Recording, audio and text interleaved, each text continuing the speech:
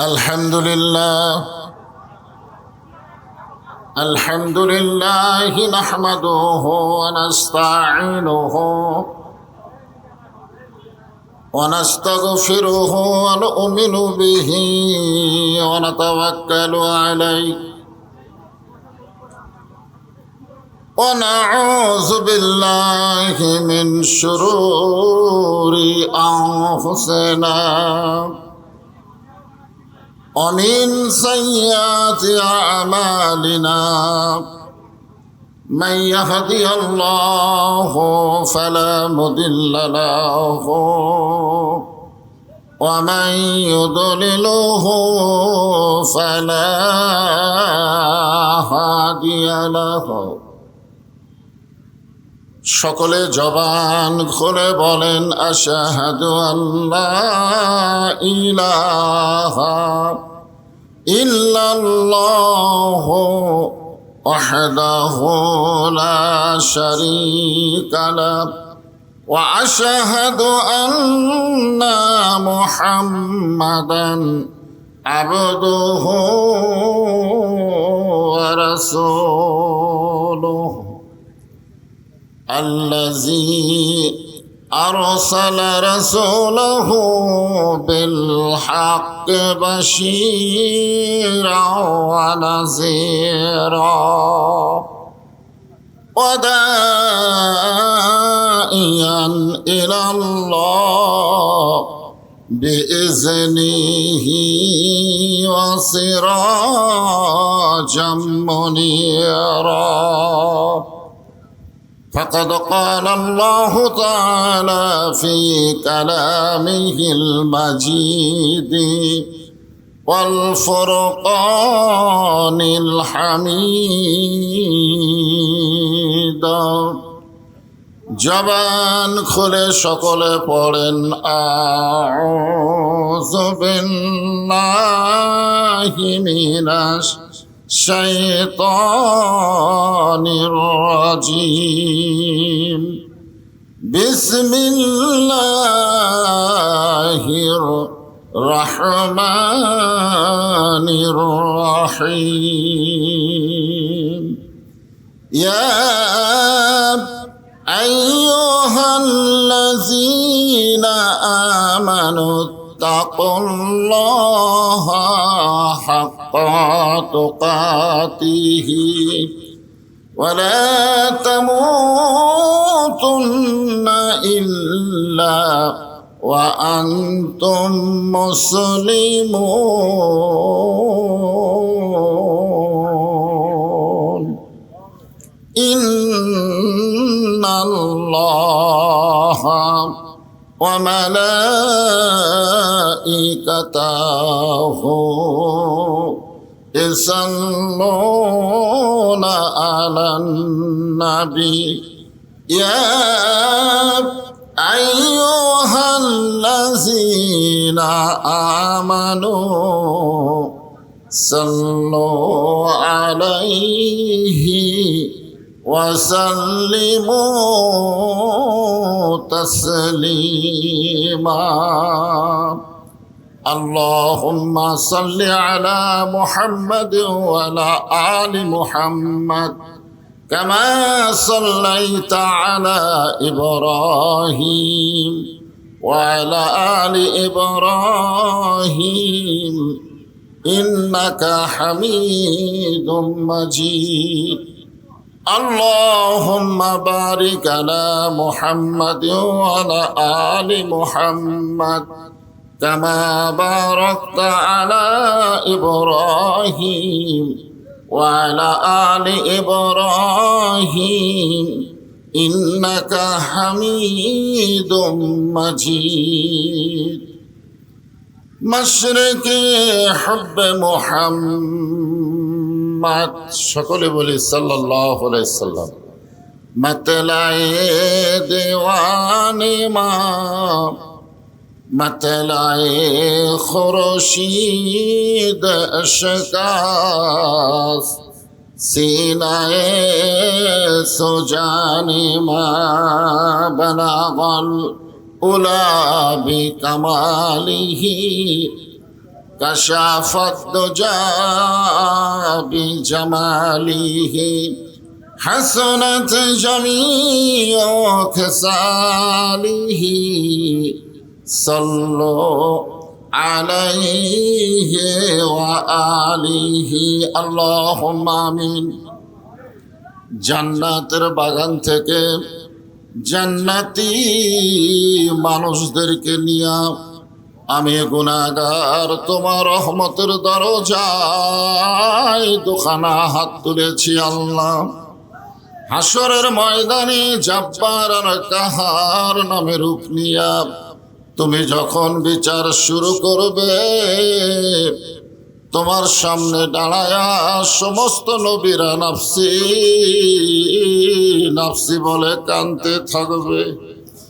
এমন কঠিন অবস্থা হাসরে হবে, সেদিন সমস্ত নবী তার উম্মতকে ভুলে যাবে, শুধু বলবে আল্লাহ আমার কি হবে, আমার কি হবে। একমাত্র দরদি নবী শাফাতের কান্ডারি ইয়া রব্বি হাবলি উম্মতি বলে সেজদায় পড়ে যাবে। সেই কঠিন মুসিবতের সময় আজকের এই মাহফিলকে ওসিলা করে আমাদের সবাইকে রাসূলের উম্মতের কাতারে আল্লাহ কবুল করে নিও। সুবহান রাব্বিকা রব্বিল ইজ্জাতি আম্মা ইয়াসিফুন ওয়া সালামুন আলাল মুরসালিন walhamdulillahi rabbil alamin la ilaha illallah।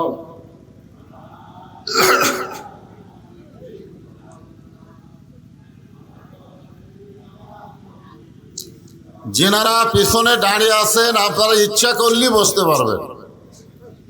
কোরআনের মাহফিলে দাঁড়িয়ে থাকা হলো বেয়াদবি, এখানে বসাটা হলো আদবি। আমরা কোরআনের মাহফিলে আদব শিক্ষার জন্যই তো এসেছি। এজন্য যারা রোডে ঘাটে দাঁড়িয়ে আছেন আল্লাহর রাস্তে সবাই সামিয়ানার নিচে উত্তর পাশে অনেক জায়গা আছে, ওদিকে আপনারা বসেন, সবাই বসেন, মহব্বত নিয়ে আল্লাহর জিকির করেন। লা ইলাহা ইল্লাল্লাহ লা ইলাহা। চাঁদ সূরজ আর গ্রহ তারা আল্লাহ নামের পাগল পারা। চাঁদ সূরজ আর গ্রহ তারা আল্লাহ নামের পাগল পারা। আমার আল্লাহ নামের এতই দয়া,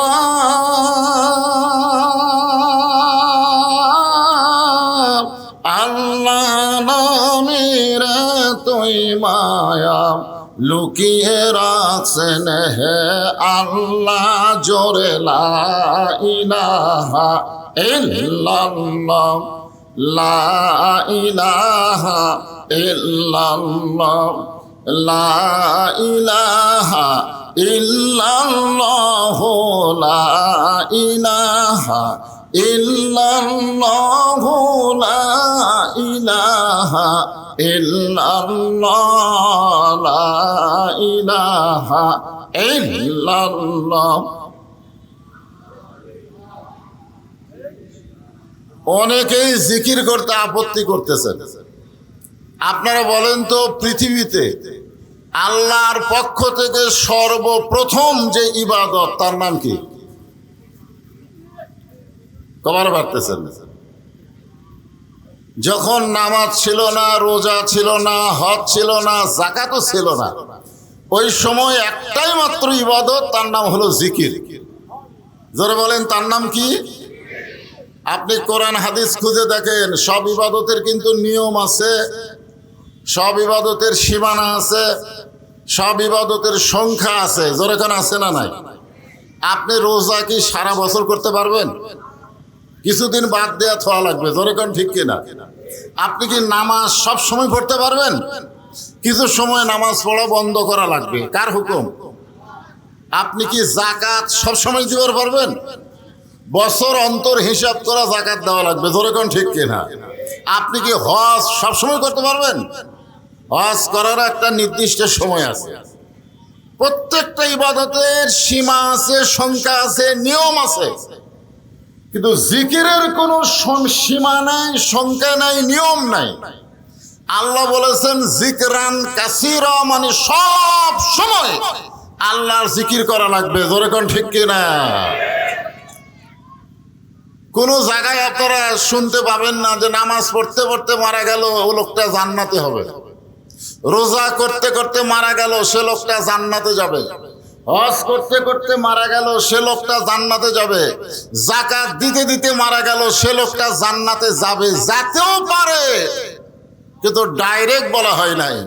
রাসূল বলেছেন যে ব্যক্তি আল্লাহর জিকির করতে করতে মারা যায়, শুধুমাত্র জিকির করার খাতিরে আল্লাহ তার জীবনের সব গুনাহ মাফ করে দেয়। তাহলে সেই জিকির করতে আপনাকে আপত্তি কোন জায়গায়? আর সবচাইতে উত্তম জিকির কি? আফজালু যিকর ইল্লাল্লাহ, যার উপর কোনো জিকিরই নাই। আর সেই জিকির করতে গিয়ে আপনারা অনেকে জবান বন্ধ করে আছে। আল্লাহ রাসূল বলেছেন সারা জীবন যদি কোনো মানুষ পাপ করে, সারা জীবনই পাপ করছে, কিন্তু মরার সময় লা ইলাহা ইল্লাল্লাহ জিকির করতে করতে মারা গেছে, শুধুমাত্র জিকির করার খাতিরে আল্লাহ তাকে জান্নাতের মালিক বানায় দিয়েছে। তাহলে সেই জিকির করতে কার কার আপত্তি? হাত তোলেন তো।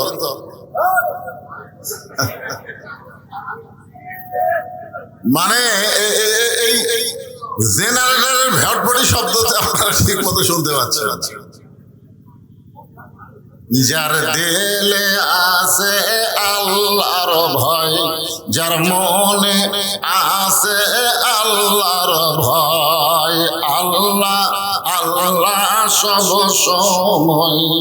আহার নিদেরা ভালো লাগে না এই দুনিয়া, ভালো লাগে না, ভালো লাগে শুধু আল্লাহ।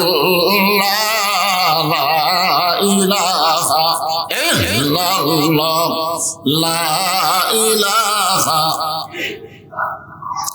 লা ইলাহা ইল্লাল্লাহ, লা ইলাহা ইল্লাল্লাহ, লা ইলাহা, লা ইলাহা ইল্লাল্লাহ মুহাম্মাদুর রাসূলুল্লাহ।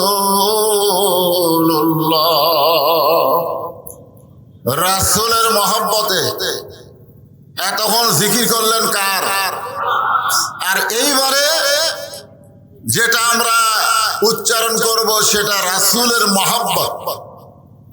যখনই মোহাম্মদ রাসূলুল্লাহ কলেমার শেষে তেলাওয়াত করেছি, সঙ্গে সঙ্গে বলতে হবে সাল্লাল্লাহু আলাইহি ওয়াসাল্লাম।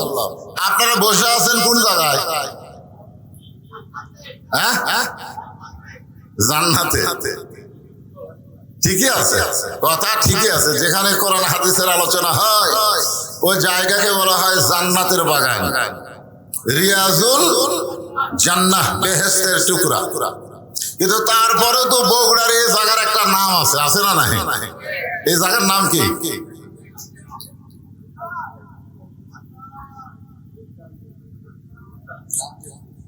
শহীদ চান্দু স্টেডিয়ামের এক সাইডে বসে আপনারা দরুদ শরীফ পড়লেন, আর একদল ফেরেশতা এই দরুদ গুলো পৌঁছায় দিল মদিনায় রাসূলের রওজায়।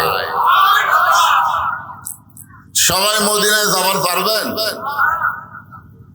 অনেক আফসোস করে আব্দুল আলিম একটা গান গাইছে, আরো সাগর পাড়ি দিব নাই কই আমার তরি, আমি পাখি নই যে উড়ে যাব ডানাতে ভর করি, আমার আছে সম্বল নাই, করি কি উপায়, মনে বড় আশা ছিল যাব মদিনায়।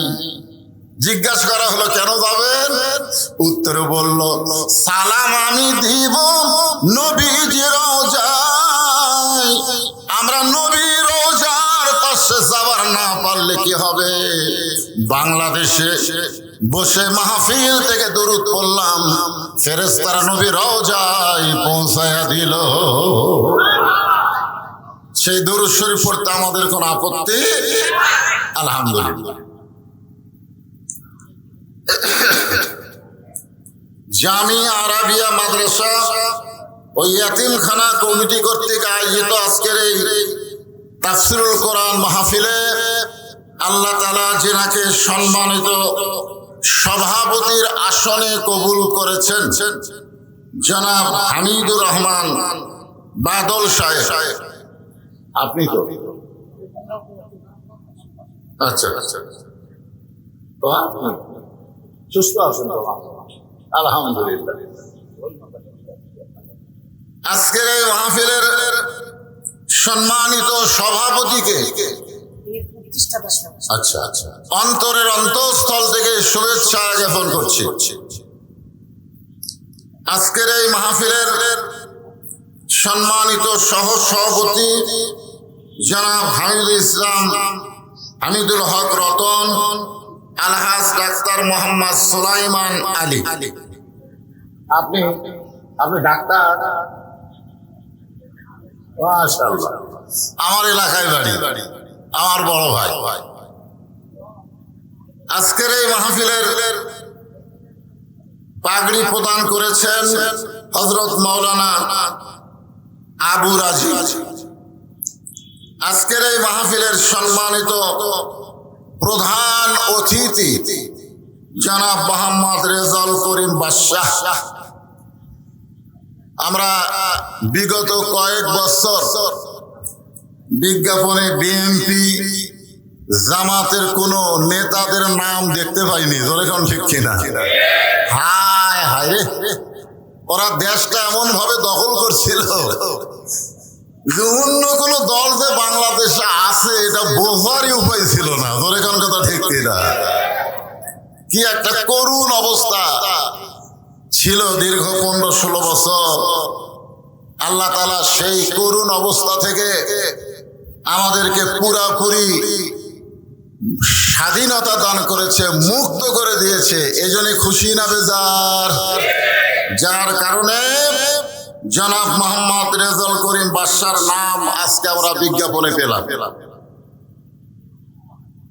আমন্ত্রিত মেহমান জনাব অধ্যক্ষ আবিদুর রহমান সোহেল, জামাত ইসলামের বগুড়া শহর শাখার আমির, আমার বন্ধু মানুষ। এছাড়াও সম্মানিত মেহমান হিসেবে আছেন জনাব মোহাম্মদ আজিজুল হক মজনু সাহেব। সম্মানিত বিশেষ অতিথির তালিকায় অনেকের নাম রয়েছে, সকলকেই অন্তরের অন্তঃস্থল থেকে আমি শুভেচ্ছা জ্ঞাপন করছি। এ সাইডে ভাবে দাঁড়িয়ে থাকে কতক্ষণ ওয়াজ শুনবেন? এর আগে আমি একবার আইছিলাম, মাগরিব থেকে বেশি সময় ওয়াজ করতে পারিনি। আজকে কি সেরকম কোন? এই জন্য একটু ডাবিয়া বসেন, তো বসেন, একটু ভালোভাবে বসেন। এই মাটির উপরে বসবে কেন? বসার ব্যবস্থা করে দেন আপনারা।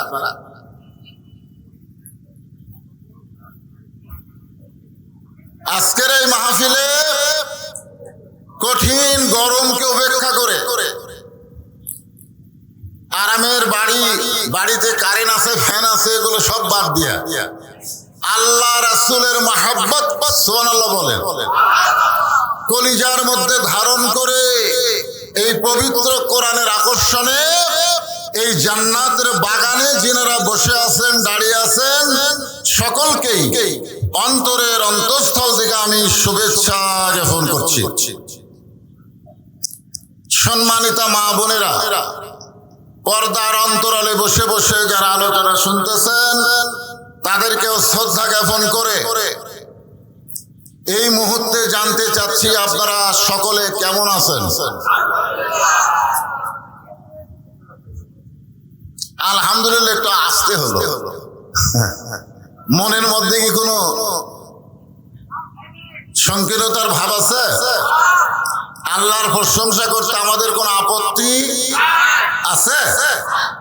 তো তাহলে যে আল্লাহ দয়া করে রহম করে আজকের এই জান্নাতের বাগানে কোরআনের মাহফিল আমাদের কবুল করলেন, আমরা সে আল্লাহর উপরে খুশি না বেজার?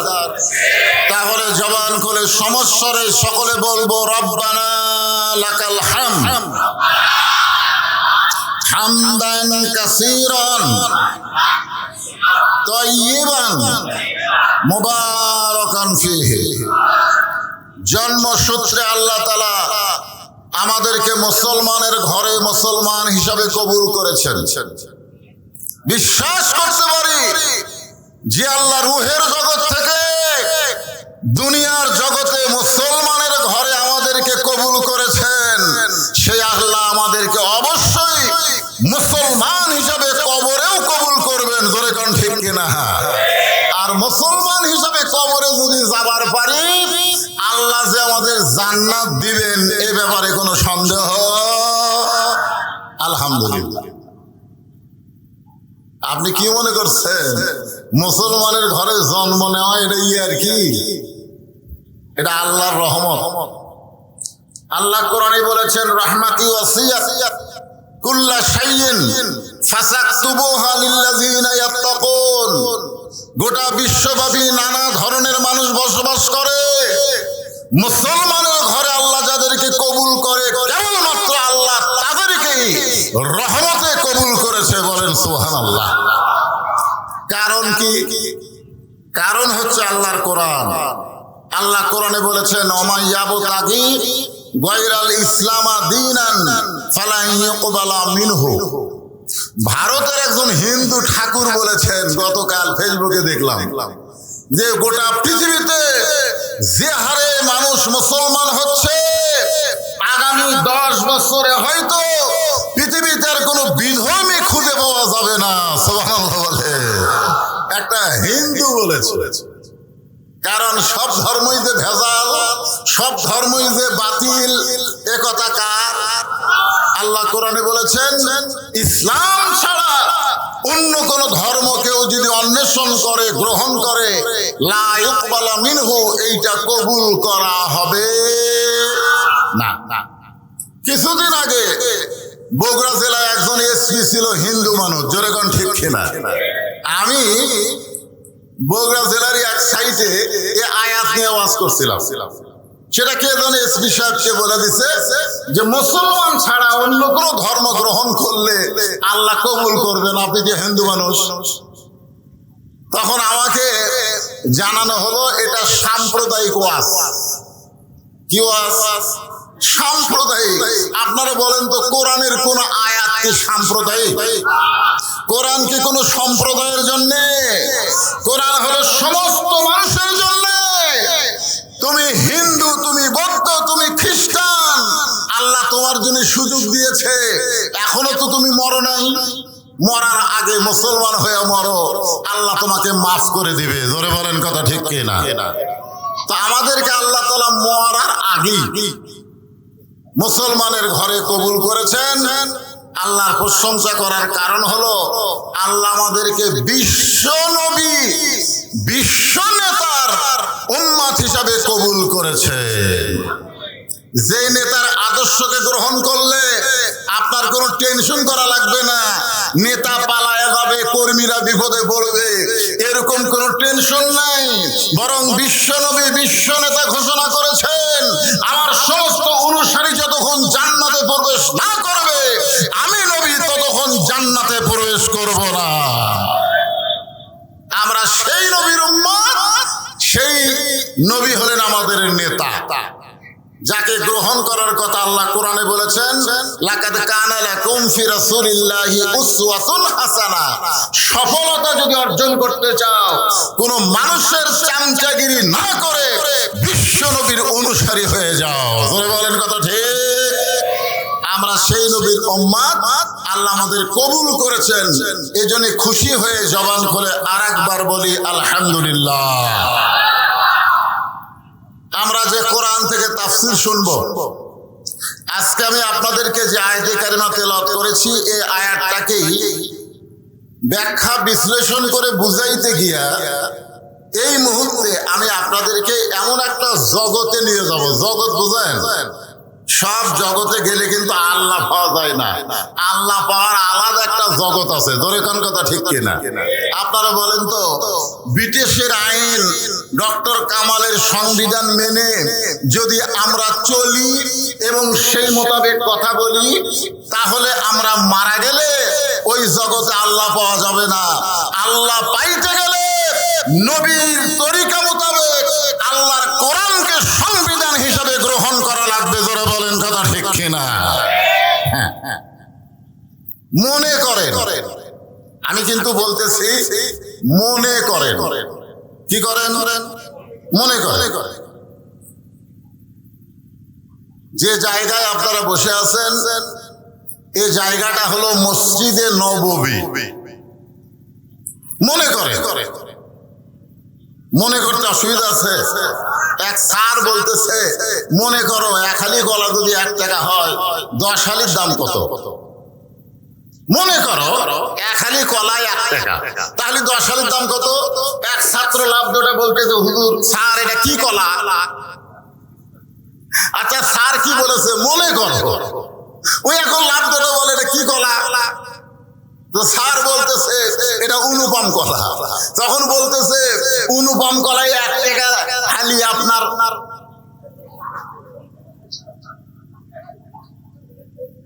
তা আপনাদেরকে আমি বলতেছি মনে করে। কি করেন? যে জায়গায় বসে আছেন এই জায়গাটা হলো মসজিদে নববী। আর যারা ওয়াজ শুনতেছেন মনে করেন তারা হলো আল্লাহর নবীর সাহাবী। আর যিনি ওয়াজ করতেছেন তিনি হলেন হযরত ওমর। মনে করার কথা বলছি। এখন আপনাদের কাছে আমার প্রশ্ন হলো মসজিদে নববী জায়গা হিসাবে কেমন জায়গা? কথা কন না কেন? কেমন জায়গা? যাই কথা বলতেছেন না যে মসজিদ নববী কেমন জায়গা, এটা বলার পরে যে ভালো বলতেছেন না, ওই মরার আগে আল্লাহর জবান বন্ধ করে দেবে। আচ্ছা মসজিদ নববী নিয়ে আপনাদের কোনো সন্দেহ আছে? যেখানে 1 রাকাত নামাজ পড়লে আল্লাহ খুশি হয়ে 50 রাকাত নামাজের সওয়াব দেয়। তাহলে বলেন মসজিদ নববী কেমন জায়গা? আর নবীর সাহাবী তারা কেমন মানুষ, কত ভালো। আল্লাহ কোরআনে বলেছেন রাদিয়াল্লাহু আনহুম ওয়া রাদু আন যালিকা লিমান খাশিয়া রাব্বাহ। নবীর সাহাবী যারা বিনা হিসাবে জান্নাতি তারা। আপনারা বলেন তো নবীর সাহাবীদের কোন হিসাব দেওয়া লাগবে? কারণ আল্লাহ বলেছেন রাদিয়াল্লাহু আনহু ওয়া রাদু আন। এই জন্য আল্লাহ তাদের প্রতি রাজি হয়ে গেছে। সেই সাহাবীরা হলেন শ্রোতা, আর যিনি ওয়াজ করতেছেন তিনি হলেন হযরত ওমর। আপনারা বলেন বক্তা কেমন ভালো? খালি ভালো। আল্লাহ রাসূল বলেছেন আমার পরে কেউ যদি নবী হতো লাকানা ওমর, আল্লাহ ওমরকে নবী হিসাবে পাঠায়া দিত। নবুয়তের দরজা বন্ধ হয়েছে বলে হযরত ওমর নবী হওয়ার পারে নাই, কিন্তু নবী হওয়ার সব যোগ্যতা আল্লাহ হযরত ওমরকে দান করেছে। সেই হযরত ওমর ওয়াজ করতেছেন। সে ওয়াজটা আমি আপনাদের সামনে আজকে রিলে করব। কারণ 5ই আগস্টে বাংলাদেশ স্বাধীন হয়ে গেছে। এখন হক কথা বলতে আর কোনো অসুবিধা নাই। ওমর ফারুকের জন্য আল্লাহ তাআলা কোরআনে একটা আয়াত নাযিল করেছিলেন, কুল জাল হক ওয়া যাহাকাল বাতিল ইন্নাল বাতিলা কানা যাহুকা। হক যখন আসবে তখন কোনো বাতিল থাকবে না, আলো জ্বললে কোনো অন্ধকার থাকবে না। জোরে বলেন কথা ঠিক কিনা? এজন্য আমরা স্লোগানের মধ্যে বলি আল কোরআনের আলো ঘরে ঘরে জ্বলো। তাহলে রাস্তা দিয়ে যখন আসবেন, রাস্তা যদি অন্ধকার হয়, আপনার ঘরে আছে আলো, রাস্তা হলো অন্ধকার, তাহলে কেমনে আসবেন? এই জন্য বলতে হবে আল কোরআনের আলো সব জায়গায় যাবে, মানে কোনো জায়গা বাদ দেওয়া যাবে না। ধরে কোন ঠিক? আপনারা যে কোরআনের ওয়াজ শুনতে আইছেন, এই কোরআনের এক নাম হলো নূর। নূর মানে আলো। ধরে কোন নূর মানে কি? আল্লাহ কোরআন সম্পর্কে বললেন, অনুনাজ্জিলু মিনাল কোরআনি মা হুয়া শিফাউ ওয়া রাহমাতুল লিল মুমিনিন। এই আয়াতের বাংলা অর্থ হলো সব সমস্যার সমাধান দিতে পারে আল কোরআন। আপনারা বলবেন? আপনারা বলবেন? তাহলে আমি বলি, সব সমস্যার সমাধান আল কোরআনের আলো। কোরআন হাদিস যেখানে, ধনী আর মুসলমান লিল্লাহি তাকবীর। মাশাআল্লাহ।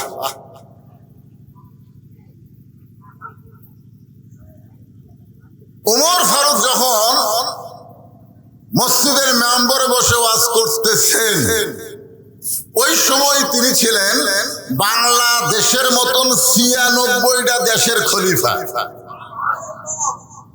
খালি টুপিওয়ালা, জুব্বাওয়ালা, দাড়িওয়ালা মৌলবি বক্তা না, উনি হলেন আমাদের বাংলাদেশের মতন ৯৬টা দেশের রাষ্ট্রনায়ক, প্রধানমন্ত্রী কোন, যাকে আরবিতে আমরা বলি খলিফা। ধরে বলেন কি? আমি কি? আমি একটা গ্রামের লোকে আমার মানে না, খলিফা তো দূরের কথা, আমার বউ পর্যন্ত আমার মানবার চাই না। এই জন্য আমার ওয়াজ আমি না করে হযরত উমর ফারুকের ওয়াজ করতেছি। একটু মনোযোগ দিয়ে শুনবেন।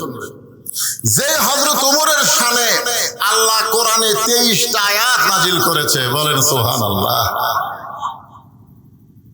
সেই হযরত উমর আলোচনা করতেছেন, সাহাবীরা পাগলের মতো হযরত উমরের কথাগুলো শুনতেছেন।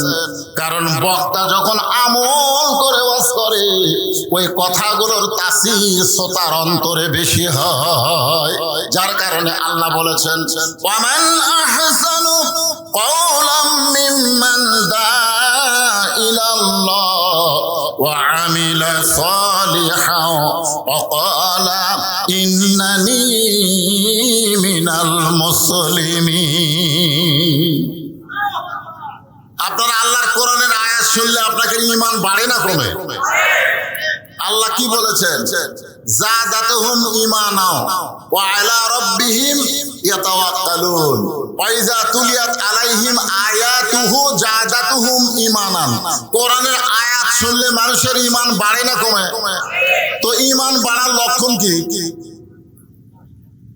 চুপ থাকা। চুপ থাকা।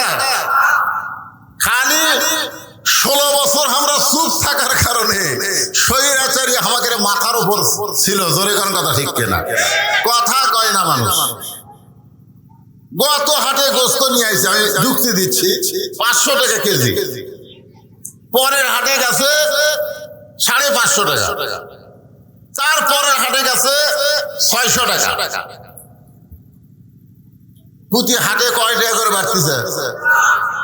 কিন্তু যাই গোস্ত কিনে ও কোনো কথা কয় না। কষাই দেখতেছে মানুষ যখন কথা কয় না, তখন ইচ্ছা মতোই দাম বাড়ান যাবে। ধরে কোন ঠিক কিনা? এখন বউ বলতেছে, স্বামী গো, হঠাৎ জামাই চলে আসলো, আজকে কিন্তু 1 কেজি নিলে হবে না, 2 কেজি নেওয়া লাগবে। এখন স্বামী 2 কেজি গোস্ত নেওয়ার জন্য 1200 টাকা নিয়ে গেছে। কয় টাকা? 1200 টাকা নিয়ে গেছে। 2 কেজি গোস্ত নিয়ে যেই মাত্র 1200 টাকা দিছে, তখন গোস্তওয়ালা বলতেছে, ভাই গোস্তর দাম তো 1400। চিন্তা করতেছে 500 টাকার থেকে বারবার ধরলো, কোনো কথাবার্তা বললাম না। এখন কিনা লাগতেছে কত? 700। ধরে কোন কত? তখন ও আস্তে করে যে কষায়ের সামনে যে দাও আছে ওই দাওটা নিয়ে সামনে যে একটা যে কাঠ আছে, কাঠের উপর গোস্ত কাটে, ওই কাঠে একটা মারছে লাত্তি মারা কষার কান্দের উপর দাও তুলে বলতেছে, বল কত করে কেজি? তখন কষাই বলতেছে, ভাই আপনি যা দিবেন তাই। তার মানে বোঝা গেল মানুষ যখন জবান খুলবে তখন সেই এলাকার মধ্যে কোনো অন্যায় অবিচার হবে না। ধরে কোন কথা ঠিক কিনা? হ্যাঁ, দিনের ভোট রাতে করলো, বিনা ভোটে সব নেতা হলো। আপনারা বলেন তো, বিবাহ না করে কেউ যদি সন্তানের বাপ হয়, ওই সন্তান হালাল যেটা হয় না, ও হারাম যেটা হয়। ধরে কোন কথা ঠিক কিনা? ভোট না পাইয়া যারা এমপি ইলেকশন করলো, সংসদে গেল, ওরা কোনোদিন হালাল নয়, ওরা হলো হারাম। জোরে বলেন কথা ঠিক। কিন্তু আমরা কথা বলি, আমাদের কথা বন্ধ। এখন কথা বন্ধ করলে হবে না। কোরআনের আয়াত তেলাওয়াত হওয়ার সঙ্গে সঙ্গে জবান খুলে বলতে হবে আল্লাহু আকবার। বলতে পারবেন? মাশাআল্লাহ।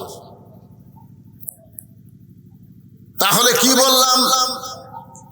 আল্লাহ বলতেছেন ওই ব্যক্তির চাইতে উত্তম কোনো ব্যক্তি নাই যে ব্যক্তি আল্লাহ রাস্তায় মানুষকে দাওয়াত দেয়।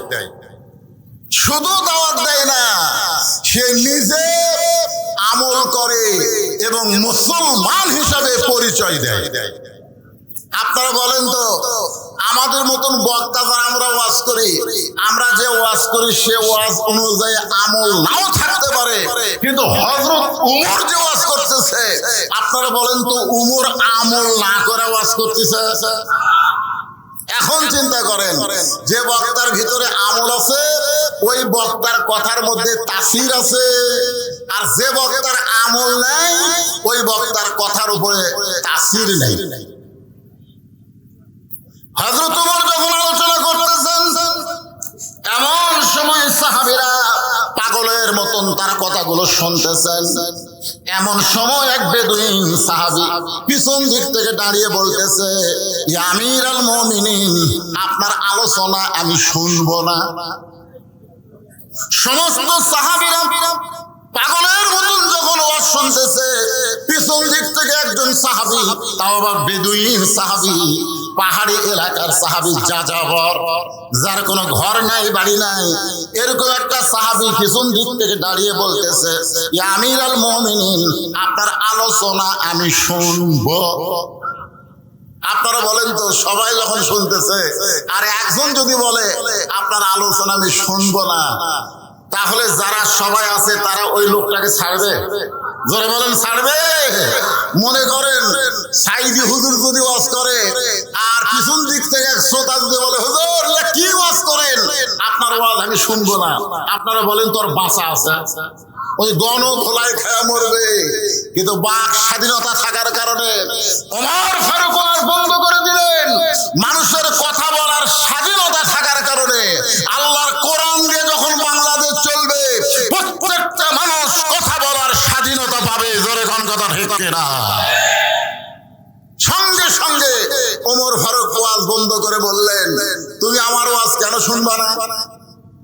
আমার ওয়াজের মধ্যে দোষ কোন জায়গায়? বলতেছে, আপনি যেগুলো ওয়াজ করতেছেন তার চাইতে আমি ভালো ওয়াজ জানি। আপনি যেগুলো ওয়াজ করতেছেন, যে ওয়াজ শ্রোতারা শুনতেছে, তার চাইতে ভালো ওয়াজ আমি জানি। সঙ্গে সঙ্গে ওমর ফারুক বললেন, এই সাহাবীরা, তোমরা মাঝখানে রাস্তা করে দাও, তোমরা মাঝখানে রাস্তা করে দাও, ওকে আমার কাছে আসতে দাও। ওই বেদুইন সাহাবী যখন হযরত উমরের কাছে আসলেন, সঙ্গে সঙ্গে উমর ফারুক চেয়ার থেকে নিচে নেমে গিয়ে বললেন, ভাই তুমি এখন চেয়ারে বসে ওয়াজ করো, আমার চাইতে ভালো ওয়াজ যদি তোমার জানা থাকে তাহলে তুমি এখন শুরু করে দাও। বেদুইন সাহাবী বললেন, আতিউল্লাহ ওয়া আতিউর রাসূল ওয়া উলিল আমরি মিনকুম, আল্লাহর আনুগত্য করো, নবীর তরিকা মোতাবেক চলো, এবং তোমাদের আমিরকে তোমরা মানো। সুবহানাল্লাহ বলে। ইয়া আমিরুল মুমিনিন, আমি এত বড় বেয়াদব না যে আপনাকে চেয়ার থেকে নামায় দিয়া সেই চেয়ারে বসে আমি ওয়াজ করব। আমি এত বড় বেয়াদব না, আমি দাঁড়ায় থেকে ওয়াজ করতে চাই। প্রত্যেকটা সাহাবী চিন্তা পড়ে গেল, তোকে আমরা চিনি না জানি না, তুই কে রে? তুই ওয়াজ করবি? উমর ফারুককে ওয়াজ বন্ধ করে দিয়া উমর ফারুক বললেন, আমি তার ওয়াজ শুনতে চাই। সাহাবীরা চিন্তা করলেন, আমাদের আমির যখন ওয়াজ শুনবে আমাদের আপত্তি করে কোনো লাভ, ঠিক আছে ওয়াজ করো। তিনটা ওয়াজ করলেন, আমার দিকে খেয়াল করবেন। এক নম্বর ওয়াজ হলো ইন্নী উহিব্বুল ফিতনাহ, আমি ফিতনাকে মহব্বত করি। দুই নম্বর ওয়াজ হলো, মাইকের সাউন্ড গেল,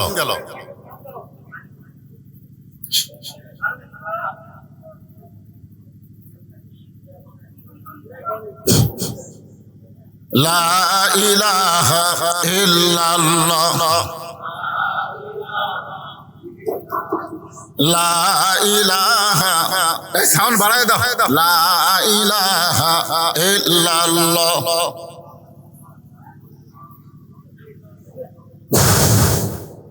মাইকের সাউন্ড তো কমে গেছে রে ভাই।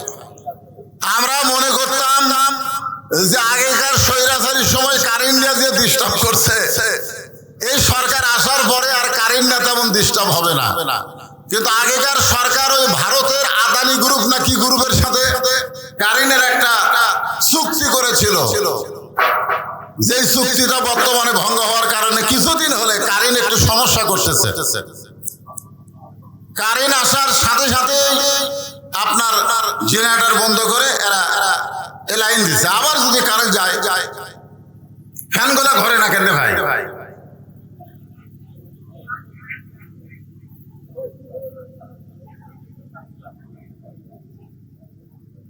আমরা আল্লাহর জিকির করি, অধৈর্য হই না। ইন্নাল্লাহ, আমার সঙ্গে কি আছে? আরো জোরে বলেন।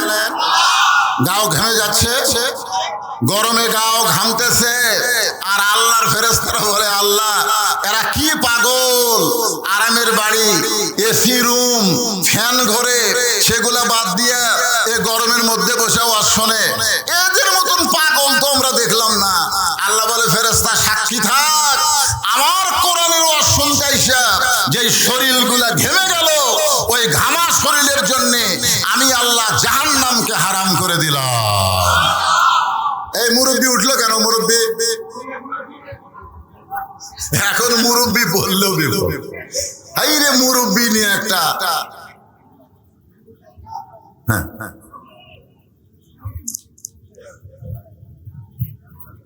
কি বলতেছিলাম? এক নম্বর ওয়াজ করেছে ইন্নী উহিব্বুল ফিতনাহ, আমি ফিতনাকে মহব্বত করি। আপনারা বলেন তো, এক নম্বর ওয়াজ যেটা করছে বেদুইন সাহাবী, ওয়াজটা ভালো না খারাপ? ভালো। কি কয় রে? আল ফিতনাতু আশাদ্দু মিনাল কতল, আল ফিতনাতু আশাদ্দু মিনাল জিনা। ফিতনা হলো কতলের চাইতেও, জিনার চাইতেও মারাত্মক গুনাহ। এখন বর্তমান বাংলাদেশে আগামী নির্বাচনে আমরা সমস্ত ইসলামী দল একত্র হয়ে নির্বাচন করতে চাই।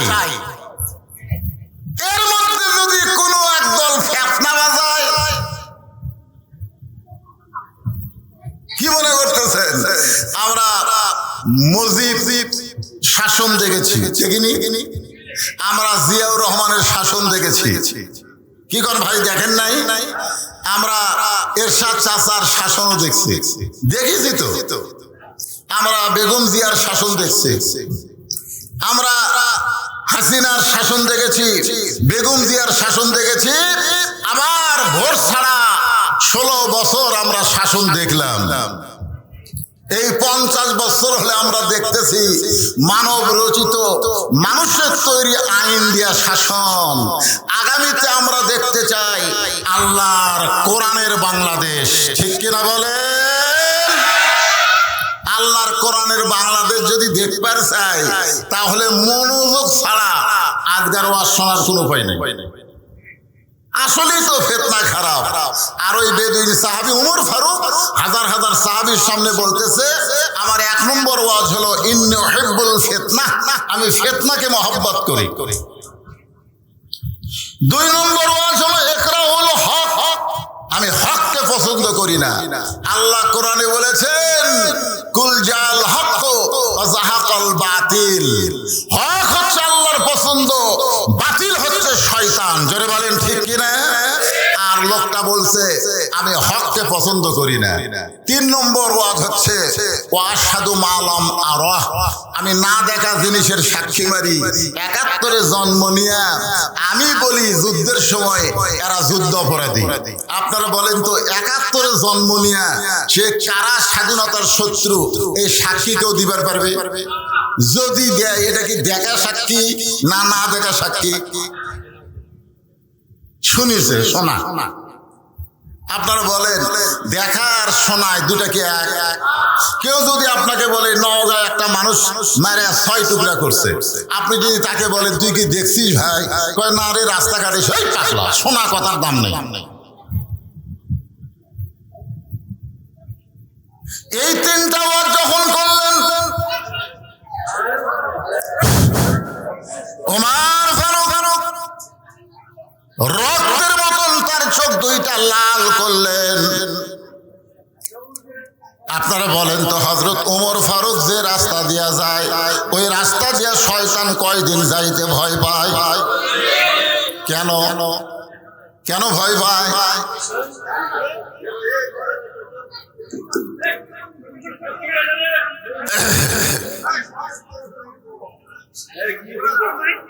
না মাইক ঠিক থাকলে হবে না তো, শ্রোতার আমার দেখা লাগবে না?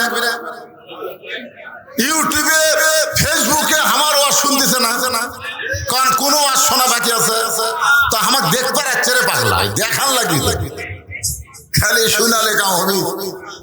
আজকে একটু আমার প্রাণ ভরে দেখবে, কালো মানুষ না হয় রে। না না গুণের কথা বলতেছি না। হ্যাঁ, সবাই একটু দেখবার চাই কি চাই না? এমনকি মেয়েরা পর্যন্ত স্যাটেলাইট ছাড়া আর ওয়াজ শোনে না। যে বদরশীদকে আমরা একটু প্রজেক্টরের মাধ্যমে দেখবার চাই। আপনারা করছেন কিনা সেটা জানি না। মেয়ে মানুষের কি বসার ব্যবস্থা আছে এখানে? মাশাআল্লাহ। একটু মনোযোগ দিয়ে শোনেন। ওমর ফারুকের চেহারা রক্তের মতো লাল, কিন্তু ইসলামী আদর্শের নেতা যখন কেউ হবে সঙ্গে সঙ্গে নেতা রাগ করতে পারবে না। যেমন বাংলাদেশে জামাতে ইসলামের আমি এত নির্যাতনের পরেও বললেন আমরা ক্ষমা করে দিলাম। যেরকম ঠিক কিনা? এটা নিয়ে কত চর্চা করে এ ক্ষমা করলো কেন? এই ক্ষমা আপনারা বোঝেন? এ ক্ষমার নাম হলো হেকমত। জোরে বলেন নাম কি? জাগা মতো মার কিন্তু ঠিকই হবে। এই ক্ষমা মানে ক্ষমা না, এই ক্ষমা মানে বোঝা লাগবে, সেটা আমি আজকে বুঝাই দিব। একটু মনোযোগ দিয়ে শুনবেন। হাজার হাজার সাহাবীরা চিল্লা চিল্লি শুরু করলেন, ইয়া আমিরুল মুমিনিন, আপনার ওয়াজ বন্ধ করে দিয়ে কত সুন্দর কোরআন হাদিস থেকে আপনি ওয়াজ করতেছিলেন, আমরা পাগলের মতন শুনতেছিলাম। আপনার ওয়াজ বন্ধ করে দিয়ে যে 3টা ব্যাক ওয়াজ করলো, ব্যাক ওয়াজ, ওয়াজ আর ব্যাক ওয়াজ, যেরকম বেগম মমতাজ ওয়াজ করছে, আগে করো এমন আখেরের কাজ, ধ্যান যোগে হয় দিলের নামাজ, ও তোমার পাঞ্জি গানা নামাজ পড়া লাগবে না। আপনারা সুবহানাল্লাহ কবেন না নাউযুবিল্লাহ কবেন? ওরে শরীয়তের মাওলানা চোখ 2টা করলা কানা, কোরআন হলো 90 পারা, কোরআন হলো 90 পারা, তোমরা খুঁজা দেখলা না। এরকম একজন নাস্তিক ইসলামের শত্রুকে দীর্ঘদিন সংসদের এমপি বানানো হয়েছিল। জোরে কোন ঠিক কিনা? চিন্তা করে দেখেন, আমাদের মতন আলেমদেরকেও পর্যন্ত মমতাজ ছাড়েনি। সংসদে বলেছে আমি সিয়াসাতটা পড়ি। মিজানুর রহমান আজহারি সহ যত আলেম বাংলাদেশের, এমনকি আল্লামা সাইদি হুজুরকেও মমতাজ গালি দিছে। জোরে কোন কথা ঠিক কিনা? 2 টাকার মমতাজ আল্লামা শফি রহমতুল্লাহ আলাইকে তেতুল হুজুর বলেছে। জোরে কোন কথা ঠিক? এ কথা কন না কেন? আহমদ শফি রহমতুল্লাহের নাম শুনছেন? যিনি হাটহাজারী মাদ্রাসার উম্মুল মাদারেজ যাকে বলা হয়, ওই মাদ্রাসার যিনি প্রধান ছিলেন, যিনি হাজার হাজার আলেমদের ওস্তাদ, তাকে মমতাজ বলেছে তেঁতুল হুজুর। আপনারা বলেন তো আমরা কিছু মমতাজের করবার পারছি? আমি একটু মমতাজের বিরুদ্ধে কয়েক কেস খেয়েছি, আপনারা কিছুই করেন। হ্যাঁ ভাই রে, সমস্ত সাহাবেরা যখন হইচই শুরু করে দিলেন, ওমর ফারুক বললেন আমি ওমর যেখানে আছি তোমাদের আমির, আমি কিছু বলার আগে তোমরা হইচই করো কেন? বসো। সবাই যখন বসেছে ওমর ফারুক বললেন ওয়াজ পাল্টাও। কি করো? ওয়াজ পাল্টাও। বেদিন সাহাবী বললেন আমি ওয়াজ পাল্টাবো না, আমি যে ওয়াজ করেছি আপনারা বুঝবার পারেন নাই। ওমর ফারুকের সামনে বলতেছে ইয়া আমিরুল মুমিনিন, আমি যে ওয়াজ করেছি আপনারা বুঝতে পারেন নাই। ওমর ফারুক মনে করলেন লোকটার মাথা খারাপ, পাগল হয়ে গেছে, মানসিক রোগী, তাকে জেলখানার মধ্যে বন্ধ করলেন। কারণ গণ ধোলাই খাওয়া থেকে ওই লোকটা হেফাজত করার জন্য ওমর ফারুক জেলখানায় বন্দি করলেন। জেলখানায় বন্দি করে যখন শান নামাজ পড়ে হযরত ওমর বাড়িতে চলে গেলেন, বাড়িতে যাওয়ার পরে ওমর ফারুকের সামনে যখন তার বিবি খানা দেয়, ওমর ফারুকের বউ দূর থেকে হযরত ওমরের খাওয়া দেখে, কাছে কোনোদিন বসে খাবার দেয় না, আগে খাবার দিয়ে ওমর ফারুকের বউ দূরে গিয়া স্বামীর খাওয়া দেখে। হযরত ওমর ফারুক প্রত্যেক দিন খাবার আগে একটা দোয়া পড়েন, আল্লাহুম্মা বারিক লানা ফিমা রাযাকতানা ওয়া কিনা আযাবান নার। আল্লাহ রাসূল বলেছেন তুমি যখন খাবার সামনে পাবে ইচ্ছা মতো তুমি খানা খাবা না, তোমার ক্ষুধাকে তুমি 3 ভাগ করবা। জোরে কোন কয় ভাগ করবা? 1 ভাগ খাদ্য খাবা, 1 ভাগ পানি পান করবা, আর 1 ভাগ আল্লাহর জন্য ফাঁকা রাখবা। এই তরিকায় কেউ যদি খায় কোনদিন বুকের চাইতে তার পেট উঁচু হবে না। খাবারও একটা সাইজ আছে, 1 ভাগ খাওয়া লাগবে। কয় ভাগ? আপনি সামনে খালি গরুর গোস্ত, খাসির গোস্ত, মুরগির গোস্ত, ইলিশ মাছ, ওরে বাবারে আজকে একটা খাওয়া দিয়ে মরে। সমানে খাইতে খাইতে টুটি পর্যন্ত খাওয়ার পরে বলতেছে কে ভাই দই আছে? মিষ্টি খাওয়া সুন্নাত। টুটি পর্যন্ত খাইয়াও মিষ্টি খাবার চায়। আপনারা বলেন তো ওই কি নবীর তরিকা মোতাবেক খাচ্ছে? কটা কান খাচ্ছে? তোমার ক্ষুধাকে কয় ভাগ করো? 1 ভাগ খাদ্য খাবেন। শোনেন, সবার জন্য বলতেছি, 1 ভাগ পানি পান করবেন আর 1 ভাগ ফাঁকা রাখবেন। আপনার এই বুকের উপর কোনোদিন ভুঁড়ি উঠবে না। বুকের উপর ভুঁড়ি ওঠা মানে আপনি পুরুষ মানুষ দুর্বল হয়ে যাবেন। ধরে কোন কথা ঠিক কিনা? ওমর ফারুক দোয়া পড়ে পড়ে খাবার শুরু করবেন। উমরের বউ দূর থেকে স্বামীর খাওয়া দেখেন, কারণ হযরত ওমর প্রত্যেক দিন খাওয়া শেষ করে বিবির জন্য দোয়া করে, আল্লাহ যে বউটা আমাকে কষ্ট করে রুটি হালুয়া তৈরি করে দেয় ওই বউটাকে তুমি জান্নাত দিও। হাসরের ময়দানে আমি ওমর বেহেশতের হুর গেলমান চাই না, আমার বউটাকে নিয়েই আমি জান্নাতে থাকতে চাই। আপনারা বলেন কোন স্বামী যদি এইরকম দোয়া করে তাহলে বউ খুশি হবে না বেজার হবে? আর আমরা কি দোয়া করি? আমরা দোয়া করি আল্লাহ তুমি আমাকে জান্নাত দিও, আল্লাহ জান্নাতে হুর দিও। বউ চিন্তা করে খেরে জান্নাত চাইলো ঠিক আছে, জান্নাত আবার হুর কি? একদিন স্বামীকে বলছে, স্বামী হুর মানে কি? স্বামী বলছে যে হুর মানে সেই রকম সুন্দরী তোর মতন বেয়া চাহিদা না। তুই কি মনে করছিস দুনিয়াতে ঠকছি মরার পরে ঠকমকারে?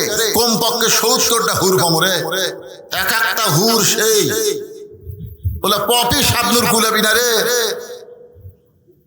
বউ চিন্তা করে কারেন্ট গেলে আমি পাকার বাতাস করি, ফাটা পাওয়াত আমি ভ্যাজলিন দিয়ে দেই, কত কষ্ট করে আমি ভাত পাক করে স্বামীরে খাওয়াই, আর সেই স্বামী আমার বাদ্যে বেহেশতের হুর চাই। এই স্বামী তো স্বার্থপর স্বামী। একদিন বউ দোয়া করতেছে, আল্লাহ আমাকে জান্নাত দিও, জান্নাতে হুরে দিও। স্বামী কয় খেরে বউ হুরে কি? বলে হুরে হলো সুন্দর যুবক, তোমার মতন পা ফাটা না। এখন আপনারা বলেন স্বামী স্ত্রীর মধ্যে মহব্বত হবে না গন্ডগোল হবে? এই জন্য ওমর ফারুক দোয়া করেছে, আল্লাহ যে বউটা কষ্ট করে আমাকে রুটি হালুয়া তৈরি করে দেয়, আমি দুনিয়া থেকে যখন চলে যাব জান্নাতে আমার এই বউটাকে আমি জান্নাতে চাই।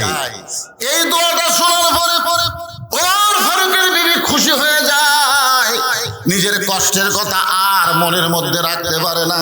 কিন্তু হযরত ওমর আজকে দোয়া পড়ে রুটি ছিঁড়ে যখন হালুয়া মুখে দিবার যাবে, এমন সময় ইন্নাল্লাহা ইয়ামুরুকুম আন তুআদ্দুল আমানাতি ইলা আহলিহা ওয়া ইযা হাকামতুম বাইনান নাস আন তাহকুমু বিল আদল। জোরে বলেন সুবহানাল্লাহ। এমন সময় আল্লাহর কোরআন ওমর ফারুকের সামনে এসে বলে, ওমর তোমাকে ক্ষুধা লাগতেছে আর তুমি খাইতেছো, কিন্তু যাকে কারাগারে বন্দী করেছো সে খাইছে কিনা একটাবার খবর নিয়েছো? সুবহানাল্লাহ জোরে কর। তিনটা খারাপ ওয়াজ করার জন্য যাকে হযরত ওমর জেলখানাত বন্দী করছে, বিবেক বলতেছে ওমর তুমি ক্ষুধা লাগতেছে আর রুটি হালুয়া খাইতেছো, কিন্তু যাকে কারাগারে বন্দী করছো সে খাইছে কিনা একটাবার খবর নিছো? আল্লাহ কোরআনে বলেছেন ওয়াইজা হাকামতুম বাইনান নাস আন তাহকুমু বিল আদল।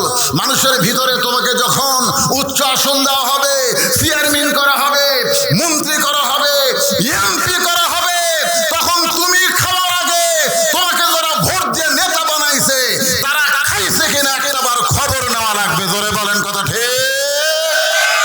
তুমি খাইতে খাইতে গোটা বাংলাদেশ খাইছো। ডক্টর ইউনূস জাতিসংঘের অনুষ্ঠানে গিয়া বললো গোটা বাংলাদেশ ধুয়ে করে দিছে। বাংলাদেশের টাকায় $95 বিলিয়ন এই শালা নেতারা পাচার করছে। জোরে কোন কথা ঠিক কিনা? কথা কন। খাসে তো খাসে, সব পাচার করছে নেতা। দেখেন কোরআন কি বলতেছে, ওমর ক্ষুধা লাগতেছে আর রুটি হালুয়া খাইতেছো, যাকে কারাগারে বন্দী করছো সে খাইছে কিনা একটাবার খবর নিছো? সঙ্গে সঙ্গে হযরত ওমর রুটি হালুয়া মুখেতে না দিয়া ওইটা টোপলা করে ওই গভীর রাত্রে এশার নামাজের পরে গভীর রাত্রে ওই কারাগারের দরজায় গিয়ে বলতেছে, ভাইজান তোমার জন্য খাবার আনছি, মেহেরবানি করে তুমি খাদ্য খাও। কারাগারের কয়েদি বলতেছে, কোরআন দিয়া যখন রাষ্ট্র চলবে তখন নেতার ভাগ্যে খাওয়া না হলেও কারাগারের বন্দীরা খাবার ঠিকই পাবে। আল্লাহর কোরআন দিয়া যখন রাষ্ট্র চলবে তখন নেতার ভাগ্যে খাবার না হলেও বন্দীরা খাবার ঠিকই পাবে। ওমর ফারুক কোনো কথা না বলে কারাগারের বেদুইন বন্দী সাহাবীকে খাবার দিয়া যখন বাড়িতে গেলেন, বাড়িতে যাওয়ার পরে ওমর ফারুক ঘুমের বিছানায় যাচ্ছেন। কারণ ওমর ফারুক এশার নামাজের পরে সামান্য সময় একটু ঘুমায়, তারপরে রাতের অন্ধকারে মানুষের দুঃখ কষ্ট নিজের চোখে দেখে আর ঘুরে বেড়ায়। যখন ঘুমের বিছানায় যায় তখন বউ বলে, স্বামী গো আজকে কি আপনি খাবেন না? ওমর ফারুক বলে, তুমি না আমারে খাবার দিছ, আমি তো খাইছি। বউ বলে, দূর থেকে আমি দেখছি আজকে আপনি খান নাই, বরং খাবার টোপলা করে কোথায় যেন নিয়ে গেছেন।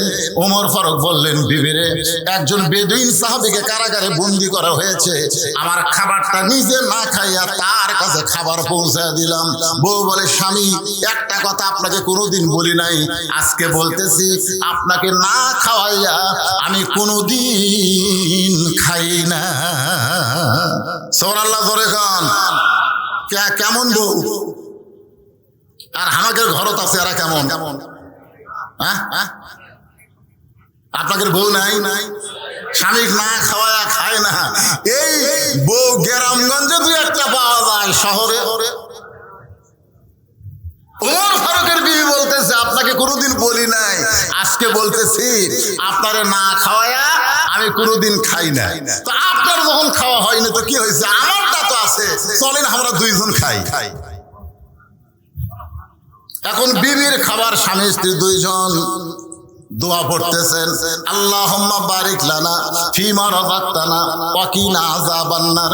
এই বলে হযরত ওমর বিবির খাবার ভাগ করে যখন মুখে দিবার চাই, এমন সময় বিবেক বলতেছে, ওমর যাকে কারাগারে বন্দী করছো তাকে না হয় তোমার খাবার দিয়েছো, কিন্তু সে যদি বাড়ির কর্তা হয়, সে যদি বাড়ির অভিভাবক হয়, আর অভিভাবককে বন্দি রাইখা তার বাড়ির খবর না যায় না, তুমি কেমনে খাও? সুবহানাল্লাহ, জোরে কোন। আল্লাহর কোরআন দিয়ে যখন বাংলাদেশ চলবে, এই বাংলাদেশের কোন নেতা দুর্নীতি করতে পারবে? ওয়াইযা হাকামতুম বাইনান নাস আন তাহকুমু বিল আদল। আমি ওয়াজে বলি 6 বছর ধরে ন্যাংরা আমের চাষ করছে। জ্যৈষ্ঠ মাসে দেখতে গেছে আম পাকছে কিনা, দেখবার যায় দেখে ছোট বাচ্চা গাছের ডালে বসে আম পাড়তেছে আর ব্যাগ ভরাচ্ছে। বাগানের মালিক বলে, আমি খাই নাই, পরিবারের কেউ খাইনি, আর তুই আমার গাছে তোর আম পাড়তেছিস, তোর বাপক যা বিচার দি মরে। ছেলে খালি মুচকি মুচকি হাসে। বাগানের মালিক বলে, হাসিস কেন? বলে, হাসার কারণ হলো আমার বাপক কোথায় যা বিচার দিবেন, আমার বাবাও তার এক গাছে চড়ছে। বাগানের মালিক তাকায় দেখে ওর বাপ খালি আম পাড়ে আর বস্তা ভরায়। গাছের ছায়ায় বসে কান্দের বলে, আল্লাহ বিচার দিমু কার কাছে?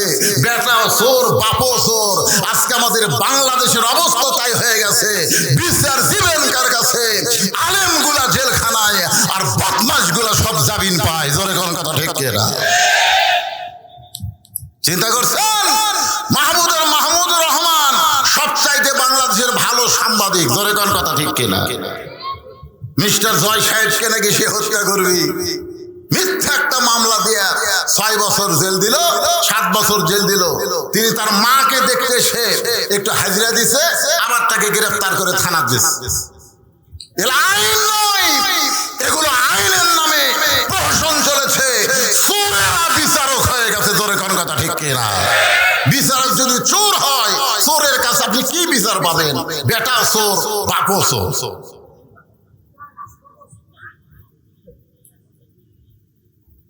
যাকে কারাগারে বন্দি করছে সে যদি বাড়ির অভিভাবক হয়, আর অভিভাবক যদি বাড়ি কারাগারে বন্দি থাকে, তার বাড়ির খবর না নিয়ে তুমি কেমনে খাও?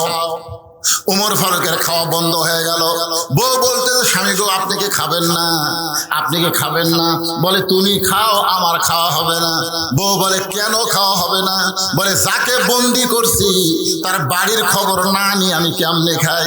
সঙ্গে সঙ্গে বউ নিজে না খাইয়া ওইটা টোপলা করে স্বামীর হাতে দিয়ে বলতেছেন, যাকে কারাগারে বন্দি করেছেন তার পরিবারের কাছে এই খাবার পৌঁছায়া দেয়। সুবহানাল্লাহ, জোরে বলা লাগবে। আপনারা বলেন তো, মরদ মানুষ যদি জেলখানায় বন্দি থাকে, তাহলে বাড়িতে কোন মানুষ আছে? কথা কম না কেন? কোন মানুষ? তাহলে মেয়ে মানুষের কাছে স্বামী দিয়া পাঠায় কেমন বউ? আমাকে বউ দিয়ে পাঠাবে? যত ওয়াজ করেন মাঝে মধ্যে খবর ভাই ইলিশ ফিলিশ করবার চান। ইসলামী আদর্শের নেতা কেমন মানের নেতা হয়, তাদের মান কি পর্যায়ে? নিজের বউ বলতেছেন যান তার পরিবারের কাছে খাবার পৌঁছায় দেন। গভীর রাতে বাংলাদেশের মতন 96টা দেশের খলিফা গভীর রাতে খাবার টোপলা নিয়ে যাকে বন্দি করেছে তার পরিবারের দিকে খাবার নিয়ে চলে যাচ্ছেন। পাহাড়ি এলাকায় বেদুইন সাহাবীর বাড়ি। ওই পাহাড়ি এলাকায় গিয়ে ওমর ফারুক শুনতে পায় ছোট্ট একটা বাচ্চা খালি বাবা বাবা বলে কাঁদতেছে। ও বাবা, সকাল বেলা চলে গেলেন বাড়ি থেকে বের হয়ে, এখন পর্যন্ত আপনি বাড়িতে আসলেন না। বাবা, আপনি কি জানেন না আপনি না আসলে আমি রাতের খাওয়া খাই না? ও বাবা গো, এত রাত হয়ে গেল, আপনি কেন আসেন না? ওমর ফারুক বুঝতে পারলেন যাকে কারাগারে বন্দি করছি হয়তো তারই সন্তান এমন করে কাঁদতেছে। ওমর ফারুক ছেলেটার কাছে গিয়ে বললেন, বাবা, আজকে তোমার বাবা কোনো কাজে আটকা পড়ে গেছে, আমি তোমার বাবা হইয়া তোমার কাছে খাবার নিয়ে আইছি, মেহেরবানি করে এই খাবারটা তুমি গ্রহণ করো। ছোট বাচ্চা বলতে, পথিক তুমি কি আল্লাহর কোরআন পড়ো নাই? সুবহানাল্লাহ বলেন। ছোট্ট একটা বাচ্চা গভীর রাত্রে হযরত ওমরকে বলতেছে, পথিক তুমি কি আল্লাহর কোরআন পড়ো নাই? আল্লাহর কোরআন যদি তুমি পড়তে, তাহলে তুমি আমার কাছে বাবা হিসাবে উপস্থাপন করতে পারতে না। কারণ আল্লাহ কোরআনে বলেছেন, ওয়াকাযা রাব্বুকা আল্লা তা'বুদু ইল্লা ইয়াহু ওয়া বিল ওয়ালিদাইনি ইহসানান। আল্লাহর পরেই সন্তানের কাছে হলো বাপ মা। জোরে কোন সুবহানাল্লাহ। আল্লাহর পরেই সন্তানের কাছে হলো বাপ মা। এই বাপ মা হলো যে বাবা তাকে জন্ম দিছে। আমার জন্ম দেওয়া বাবা ছাড়া দুনিয়ার কাউকে আমি বাবার জায়গায় আসন দিতে পারি না। সুবহানাল্লাহ, জোরে কোন। দেখছেন আল্লাহর কোরআন দিয়ে যখন রাষ্ট্র চলবে, তখন কেল্লা বাবা, দয়াল বাবা, গাজা বাবা, খাজা বাবা, এক বাবাও বাংলার জমিনে থাকবে না। জোরে কোন কথা ঠিক কি না? তোর এত বাবা লাগে কেন? একটা ছোট্ট বাচ্চা ওমরকে বলতেছে, পথিক তোমার ভিতরে কি আল্লাহর কোরআন নাই? তুমি আমার বাবা হবার চাও? আমাকে যে জন্ম দিয়েছে ওই বাবা ছাড়া আমার কলিজার মধ্যে অন্য কোনো বাবার জায়গা নাই। যদি খাবার চাই ওই বাবার সঙ্গেই খাবো, দুনিয়ার কারো খাবার আমি গ্রহণ করব না। সঙ্গে সঙ্গে হযরত ওমর ওই ছোট বাচ্চাকে কাঁধে করে নিয়ে, বন্দি সাহাবীর জেলখানার দরজায় পৌঁছায় দিলে। ওমর ফারুক বললেন, ওই ঘরের মধ্যে তোমার বাবা। ছেলেটা দৌড়ে গিয়া দরজার সামনে গিয়া তাকায়, দেখে ভিতরে খাঁচার মধ্যে ময়না পাখি বন্দি হয়ে আছে। খাঁচার মধ্যে কি পাখি? ময়না পাখিরা কোথায় থাকে? আর কাউয়া খালি কা কা করে আর খেলা হই কে রে কাউয়া, তোর মাজা ভাঙ্গা, তুই খেলবো কেমনি রে? তোর এখন কথা ঠিক কি না? হ্যাঁ, কাওয়া কইল বলাবো না। দরকার হলে ঠাকুর গায়ের ফখরুলের বাড়ি যাব। জনগণ মনে করতেছে কাওয়াগান ফখরুল সাহেবের বাড়িতে আছে। কাউয়া ময়না পাখি 50 বছর কোরআনের তাফসীর করেছে। জোরে বলেন কথা ঠিক কিনা? ময়নারে তোমরা খাঁচায় বন্দি করে থুয়া, কাউয়ারে তোমরা ছাড়া দিছা। কাউয়া আমি যে বলবো কারে ছাইরা দিছে আপনার জোরে বলবেন কাউয়া, বলতে পারবেন না ভাই? ময়না পাখিরে বন্দি রাইকে কারে ছাইরা দিছে? আরো জোরে জোরসে বলেন, জোর হলো না, আরো জোরে। কাউয়া, এবার বুঝছি কাউয়ার খবর কি। এ ওয়াজ খালি এই আপনাকে এলাকা থাকতেছে রে, ওয়াজ গোটা বিশ্ব রিলে হচ্ছে। তোর এখন ঠিক না? কাউয়া যেটি বলে থাক, কাউয়া যেটি শুনবার ভাবি কে রে? ওরে বাবা রে।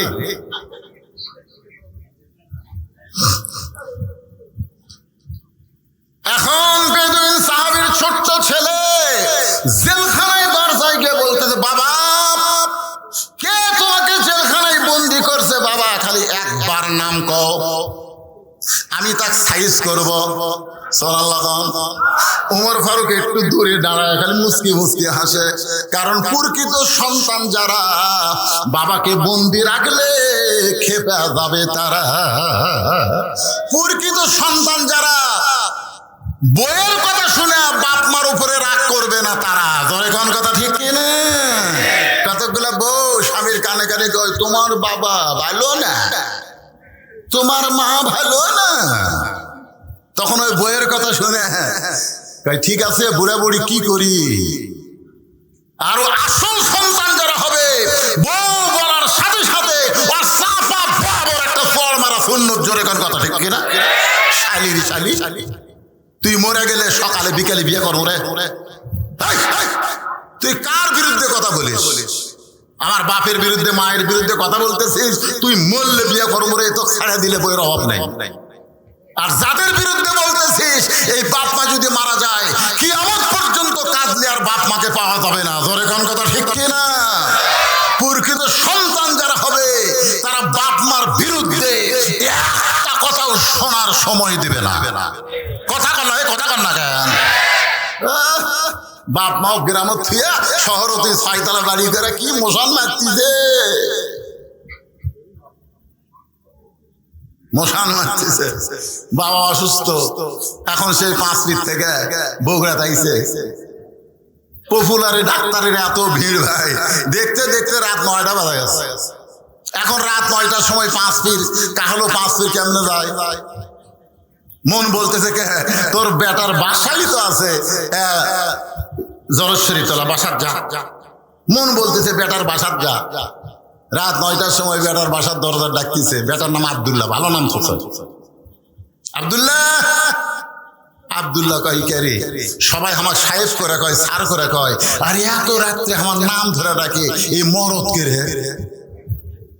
আপনারা বলেন তো, বেটা যত বড়ই হুজুর হোক, বেটা যত বড়ই স্যার হোক, বাপ কোনোদিন হুজুর কবি? আমার বাপ আমার কোনোদিন হুজুর কয়নি। কে বজলু? বজলু রশিদও কয়নি। কে রে বজলু? তোর চেহারা এরকম শুকে যাচ্ছে, ওয়াজ কম করে পারিস না? মানুষজন দাওয়াত দিবার আছে, আর আমার বাপ ডাকে বজলু কি খবর? আমি কই আল্লাহ রে।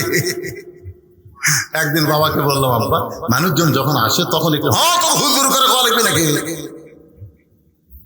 আব্দুল্লাহ আব্দুল্লাহ বুঝবার পারছে মরদ যাচ্ছে। সুবহানাল্লাহ খান দরজা খুলে বলতেছে, বাবা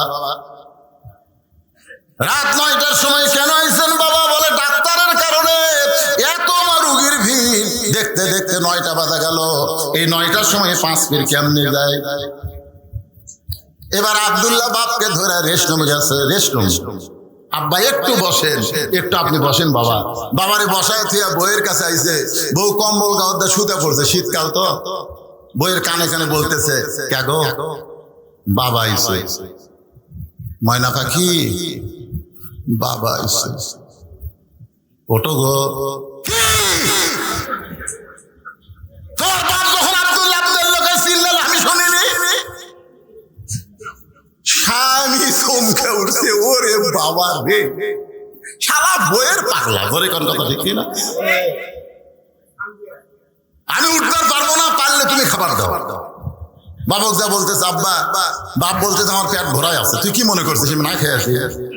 খালি থাক পেট ধরে, সকাল হলেই চলে যাবো।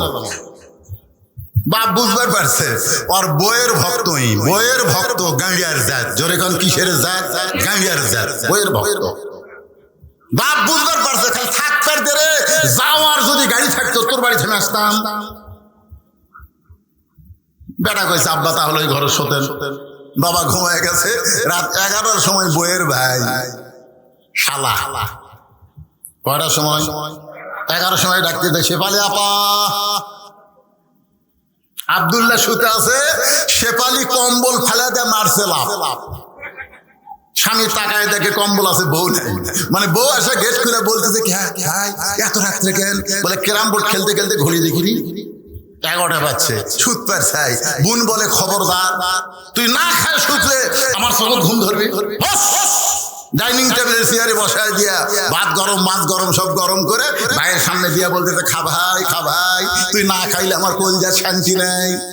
আব্দুল্লাহ কয়, 9টার সময় আর বাপ আছে, তোর চেতন করা যায়নি। 8:11 সময় ভাইয়ের সামনে খা ভাই, খা ভাই।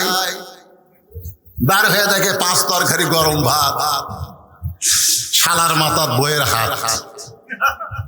কয় তরকারি? 5 তরকারি গরম ভাত, শালার মাথা বইয়ের হাত। আব্দুল্লাহ আস্তে আস্তে বাবা যে ঘরে ঘুমাই, ওই ঘরের জানলার কাছে গিয়ে 0 বাল্বে বাবার শুকনা মুখ দেখতে পায়। বাবা মুখটা শুকনা করে ঘুম পাড়তেছে। আব্দুল্লাহর চোখ দিয়ে দর দর করে পানি পড়তেছে। যে বাবা না খাইয়া গ্রামের জমি বিক্রি কইরা আমাকে লেখাপড়া করে সাহেব বানাইছে, আজকে সেই বাবা না খাইয়া ঘুম পাড়তেছে। আর আমার বইয়ের ভাই শালার সামনে 5 তরকারি গরম ভাত। আমার কি করার কিছুই নাই? আমার কি করার কিছুই নাই? আল্লাহর কোরআন সামনে দাঁড়ায় বলতেছে, তুই যদি বেটা হোস, প্রকৃত সন্তান হোস, বাপের মুখের দিকে তাকালে একটা কবুল হজের সওয়াব। জোরে কর সুবহানাল্লাহ। আল্লাহ কোরআনে বললেন, ওয়াকাযা রাব্বুকা আল্লা তা'বুদু ইল্লা ইয়্যাহু ওয়া বিল ওয়ালিদাইনি ইহসানা। বিবেক জাগ্রত হয়ে বলতেছে আব্দুল্লাহ, ওয়া আমিলুস সালিহা, একটা নেক আমল কর। আব্দুল্লাহ বলতেছে কি নেক আমল কর্ম? বিবেক বলতেছে তোর বাড়িতে কি কিছুই নাই? আব্দুল্লাহ চোখ বন্ধ করে দেখে উটি বলা একটা বেলান আছে, উটি বলা একটা বেলান। বিবেক বলতেছে তোর বউ তো তোর শালা খিলাচ্ছে, তুই আস্তে আস্তে বিলে যেমন ইন্দুর ধরে এভাবে চুপি চুপি বইয়ের পিছনে গিয়া এমন জায়গার একটা বাড়ি মারবো যেটি বাড়ি মারলে পুলিশও দেখাবার পারবি না, কোন নেতাকেও দেখাবার পারবি না, একের মেডেল পয়েন্ট একটা বাড়ি মার, যেটি উঁচা হয়ে আছে ওই জায়গা বিসমিল্লাহ করে এক বাড়ি মারলে এক হজ, দুই বাড়ি মারলে দুই হজ। ওই বেলান নিয়েছে বিসমিল্লাহ করে বইয়ের পাশায় মারছে বাড়ি, এত করে বাড়ি মারছে শালাও দৌড়বো। শালা চিল্লা বলে দুলা ভাই আমার বোনকে মারলেন কেন? আব্দুল্লাহ বলতেছে তোর বোন আমার কে হয়? তুই যে বলতেছিস আমার বোনকে মারলেন কেন, তোর বোন আমার কে হয়? তোর বোন আমার বউ হয়। তোর বোনকে এত ভালোবাসি, আমার বাপ মাকে গ্রামে রাইখা আমি শহরে তোর বোনের জন্য একটা বাসা বানাইছি। কি জন্য মারলাম? আয়। শালা বলতেছে আমারেও মারবেন নাকি? বলে তোরে মারবো না, তোরে একটু দেখাবার চাই। এবার শালার হাত ধরে বাবা যেই ঘরে ঘুম পাড়তেছে ওই ঘরের জানলার কাছে নিয়ে যা, বলে দেখে তো ভিতরে কে ঘুম পাড়তেছে। বলে আপনার বাবা কখন আইছে? বলে 9টার সময় আইছে। তোর বোনকে বললাম খাবার দে, তোর বোন বলল আমি খাবার দিবার পারবো না, আপনি পারলে খাবার দেন। তোর বোন খাবার না দেওয়ার কারণে আমার বাবা না খাইয়া 9টার সময় ঘুমাইছে, আর 11টার সময় তোর সামনে 5 তরকারি গরম ভাত। বললে শালা বল আমার আমল কি? শালা বলতেছে দুলা ভাই আর একটা মারেন, আর একটা মারেনি। মানুষের জাত না, এই বাপের আত্মীয় পছন্দ করে, শ্বশুরের আত্মীয় দুই চোখে দেখবার পারে না। এমন বউ বাংলার ঘরে ঘরে, জোরে বলেন কথা ঠিক কি না? আমার মায়েরা যারা পর্দার অন্তর আছেন, আপনি আপনার স্বামীর আত্মীয়কে ভালোবাসেন, দেখবেন আপনার স্বামী আপনার মা বাবার জন্য পাগল হয়ে যাবে। আপনি নিজের মাকে ভালোবাসেন কিন্তু শাশুড়িকে আপনি পছন্দ করেন না, আপনি নিজের বাবাকে পছন্দ করেন কিন্তু শ্বশুরকে পছন্দ করেন না। এদের সমাজের মধ্যে ফিতনা চলতেছে, জোরে বলেন কথা ঠিক কি না? ওমর ফারুক মুস্কি মুস্কি হাসতেছে। মনে আছে ছেলেটা বলতেছে বাবা কে আপনাকে জেলখানায় বন্দি করলো? খালি একবার নাম কোন, আমি তাকে সাইজ করবো। সুবহানাল্লাহ কোন। সঙ্গে সঙ্গে বেদুইন সাহাবী সন্তানকে মুখে আঙ্গুল দিয়ে বলতেছে চুপ চুপ চুপ চুপ। এই কি বলিস পাগলা? খালি নাম কোন। কাছে ডেকে শুনছো? ছেলে যখন কাছে গেছে ফিসফিস করে বলতে এই পাগলা আমাকে কে কারাগারে বন্দি করছে, তুই তার নাম শুনবো? বলে হ্যাঁ আব্বা খালি নাম কোন তো? বলে তার নাম হলো হযরত উমর। যেই বলছে হযরত উমর, বেদুইন সাহাবীর সন্তান জেলখানার দরজায় বসে কান্দের, বলে বাবা উমর ফারুক যদি আপনাকে কারাগারে বন্দি করে তাহলে আপনি অন্যায় করেছেন। সুবহানাল্লাহ বলেন। কিছুক্ষণ আগে কি বলছে? খালি নাম কোন। কি বলছে? খালি নাম কোন। আর এখন যেই নাম কইছে আপনি বলেন তো ছেলেটা কার পক্ষে? সবাই বলতে হবে কার পক্ষে। কিছুর আগে কি বলছে? খালি নাম কোন, তার আমি সাইজ করব। যেই বলছে হযরত ওমর, সঙ্গে সঙ্গে ছেলেটা জেলখানার দরজায় বসে কান্দের, বলে বাবা হযরত ওমর যদি আপনাকে বন্ধ করে তাহলে আপনি নিশ্চয়ই অন্যায় করেছেন।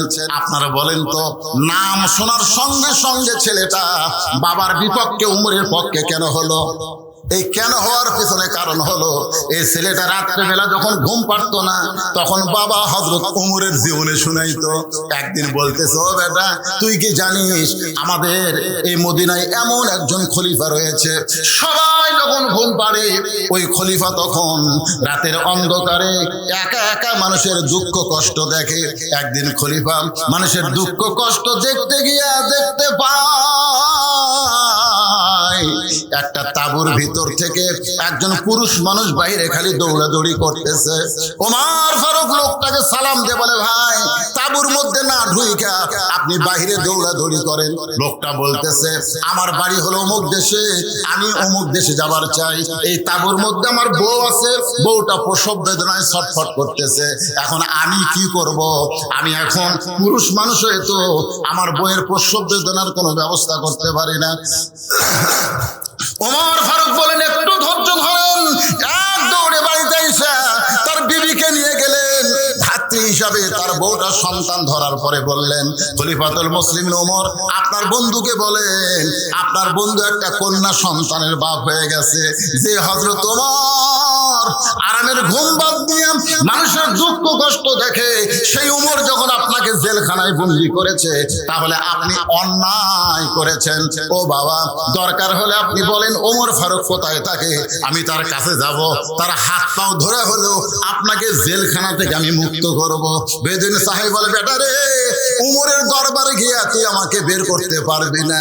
এই জেলখানা থেকে যদি বের করতে চাস, তাহলে শিক্ষামন্ত্রী হযরত আলীর দরবারে যা। সুবহানাল্লাহ বলে কর। আমি যে 3টা ওয়াজ করেছি, এই ওয়াজ করার সময় যদি হযরত আলী ওইখানে থাকতো, তাহলে আমাকে জেলখানায় বন্দী হওয়া লাগতো না। কারণ আমার ওয়াজ শুধু হযরত আলী বুঝে, দুনিয়ার আর কেউ বুঝবার পারবে না। কারণ হযরত আলী হচ্ছেন এই মুহূর্তে শিক্ষামন্ত্রী। জোরে গণ কি মন্ত্রী? বেদুইন সাহাবী তার সন্তানকে বলতেছে, এই জেলখানা থেকে যদি আমাকে বের করবার চাও, তাহলে শিক্ষামন্ত্রী হযরত আলীর কাছে যাও। আপনারা বলেন তো, 90% মুসলমানের জন্য একটা ভালো শিক্ষামন্ত্রীর দরকার আছে না নাই? কিছুদিন আগে যেই মন্ত্রী ছিল, নাম হলো নওফেল। ধরে বলেন, নাম কি? শালা কত বড় বদমাই জানেন। আমাদের শিক্ষার মধ্যে ইসলাম তুলে দিয়ে দুর্গা পূজা মূর্তি ভরায় দিছিল। জোরে কোন কথা ঠিক? যদি বাংলাদেশে কোরআন দিয়ে রাষ্ট্র চলে, তাহলে শিক্ষামন্ত্রী প্রাইমারির শিক্ষার ভিতরে একদম বাগডম ঘোড়াডম সাজে, ঢাক ঢোলক ঝাগর বাজে, বাজতে বাজতে চললো ঢুলি, ঢুলি গেল কমলা ফুলি, এইগুলো শিক্ষা থাকবে না। প্রাইমারির শিক্ষাই হবে আল্লাহর কোরআনের শিক্ষা। ধরে বলেন ঠিক কিনা? ইকরা বিসমি রাব্বিকাল্লাযী খালাক। পড়ো সে আল্লাহর নামে, যে আল্লাহ তোমাকে সৃষ্টি করেছেন। আমাদের মাসুম বাচ্চাকে সেই শিক্ষা না দিয়া আইরে আইটিয়ে না হে ভরা দিয়ে না লে গেল বোয়াল মাসে, তাই না দেখা ভদর নাচে। কি এলে শিক্ষামন্ত্রী?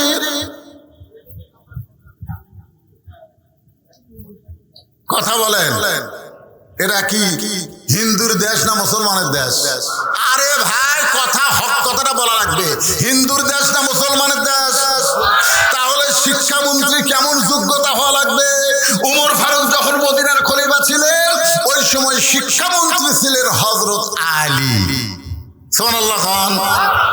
বেদুইন সাহাবী কি বলতেছে, আমাকে যদি জেলখানা থেকে বের করবার চাও, তাহলে খলিফার কাছে যাওয়া লাভ নাই, শিক্ষামন্ত্রীর কাছে যাও। বেদুইন সাহাবীর ছোট্ট ছেলে শিক্ষামন্ত্রীর বাড়ির দিকে রওনা দিলেন। বাড়ির কাছে গিয়ে দেখে 2টা যুবক দাঁড়ায় আছে, চাঁদের চাইতেও সুন্দর। নাম হলো হাসান আর হোসাইন। সবাই সুবহানাল্লাহ বলেন। মরা গেলে বুঝবেন, মরা গেলে বুঝবে। সাইদুল শাবাবে আহলিল জান্নাহ হাসান হোসাইন রাদিয়াল্লাহু তাআলা আনহুমা জান্নাতি সমস্ত যুবকদের সর্দার হবে। কয়জন? কে রে? সবাই কথা কন না কেন? কে? নেইমার আর মেসি? হ্যাঁ, নেইমার আর মেসি? তোমরা তো খালি মেসি আর নেইমার নিয়ে পাগলা হয়ে গেছো। হাসান হোসেন চেনো? চেনো হাসান হোসেন? ইসলামের জন্য যাকে টুকরা টুকরা করা হয়েছে, তার নাম হলো হোসাইন। জোরে বলেন কত ঠিক? ছোট্ট ছেলে, বেদুইন সাহাবীর ছোট্ট ছেলে শিক্ষামন্ত্রীর বাড়ির দরজা দিয়ে দেখে র্যাব নাই, পুলিশ নেই, দুইটা যুবক দাঁড়ায় আছে, নাম হলো হাসান হোসাইন, চাঁদের চাইতেও সুন্দর। সুবহানাল্লাহ। হাসান মানে কি, হোসাইন মানে কি বোঝা লাগবে তো ভাইজান। জান্নাতুল বাকি মদিনার পাশে যে গোরস্থান, এই গোরস্থান যখন জিয়ারত করলাম, একজন আমাকে বলল, হুজুর ওই যে কবর দেখতেছেন, এই কবরটা হলো হযরত হাসান রাদিয়াল্লাহর কবর। আগে সব কবর চেনা যাইতো, কিন্তু বর্তমান সৌদি সরকার এরা সব কবর ভাঙ্গা দিছে। যেটা শুরু হয়েছিল বাংলাদেশে মাজার ভাঙ্গা, জোরে কোন কি ভাঙ্গা, এ কথা কোন কি ভাঙ্গা। আগে সব মাজার ছিল, তুরস্কের সময় তুর্কিরা যখন শাসন করত সব মাজার ছিল। কিন্তু যখন বর্তমান সরকার সৌদি আরবে যারা আছে এরা যখন ক্ষমতা পাইল, তখন সব মাজার ভাঙ্গা দিল। খালি তিনটা মাজার আছে, একটা হলো নবীর রওজা, একটা আবু বকর, আর একটা হযরত ওমর। এই তিনটার মধ্যে হাত দিবার পারে, কথা কয় না কেন?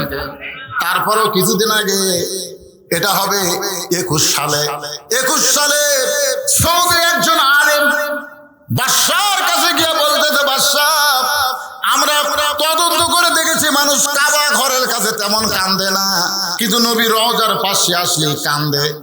গভীর রাত্রে রওজা থেকে নবীকে বের করে ওই জান্নাতুল বাকির কোনো এক জায়গায় দাফন করা হোক। এ জায়গায় নবীকে রাখা যাবে না, কারণ মানুষ কাবা বাদ দিয়া নবীর কাছে কান্দে। বাদশা এই কথা শুনে চিন্তায় পড়ে গেল, কি করবে? রওজা থেকে নবীকে বের করে কি জান্নাতুল বাকির মধ্যে রাখবে নাকি? বাজান গো একটু মনোযোগ দেন, নবীর কাছে মানুষ কান্দে, কাবার কাছে কান্দে না। কারণ কাবা এমন একটা ঘর, যে ঘরের কাছে আল্লাহওয়ালা না থাকলে কাফেররা মূর্তি ঢুকায়। আর নবীর রওজা এমন একটা রওজা, যেটা আরশে আজিমের চাইতেও দাম বেশি। আপনারা বলেন তো, যারা প্রকৃত মুসলমান, মদিনার রওজায় কি আমাদের নবী মরে আছে? এছাড়া কোন মরে আছে? আমাদের নবী কিন্তু মৃত্যু না। আমরা সালাম দেওয়ার সঙ্গে সঙ্গে রওজা থেকে সালামের উত্তর আসে, কিন্তু আমাদের কান খারাপ দেখে আমরা সুন্দর পাই না। একটা গজল আমার সঙ্গে সবাই বলেন, ইসলামের আলো জ্বালায়া দিয়া নবী ঘুমায়া। কেউ কি সাহস করে বলতে পারবেন ময়রা আসেন সোনার? না, আপনারা কেউ বলতে পারবেন যে ময়রা আছে? কেউ বলতে পারবেন? এই শালা হেজাতি, বাংলাদেশে কিছু হেজাতি বার আছে, হেজাতি বোঝেন না? হেজাতি, এই শালা হেজাতিরা কয় নবীও মরে গেছে। নবীও যদি মরে যায়, তাহলে আমরা যে দূরে সে পড়বো, ফেরেশতারা লিয়ে যায়, কাক দিবি রে? কঠিন বিপদে আছি ভাই। এই বাংলাদেশে কিছু হেজাতি আছে না নাই? দরকার আছে না? হ্যাঁ, এই ফেসবুকে এই হেজাতির কিছু মশলা আমাকে কিছু যুবকেরা দেখে কয়, হুজুর তারাবির নামাজ কয় রাকাত? হুজুর তো সাত পাত গুড়েন দেওয়া দরকার। তোর দাদা কয় রাকাত পড়ছে? কয় 20 রাকাত। তোর বাপ কয় রাকাত পড়ছে? 20 রাকাত। তোর আবার কোন জায়গাত বাজে? হুজুর নামাজের পরে হাত তোলা যাবি কি যাবি না? তোর মন না চালে তুলিস না, এই ফতুয়াবাজি করিস কেন? এরকম কিছু লোক আছে না নাই? সৌদি আরবে কাম করে গেছে, 4 বছর কাম করে আসা, 2 ঠ্যাং ফাঁক করে খাড়া হয়ে হাতে টিপা দিচ্ছে। কে রে এটা কি করছে? হুজুর সৌদি আরবে। তুই সৌদি আরবে কি লেখাপড়া করবার গেছিল? তুই সৌদি আরবের কোন ভার্সিটি পড়ছু? না হুজুর আমি ক্লিনার। তুই ক্লিনার হয়ে আসা হাতে টিপান লু, তার মানে আমরা মুফতি হয়ে হাত সব এটি বান দিচ্ছি, আর তুই রাস্তা সাফ করে আসে হাতে এটি বান দিস, ঠ্যাং ফাঁক করে দাঁড়াস। তোর কি অন্ডকোষ বড় হচ্ছে কেন?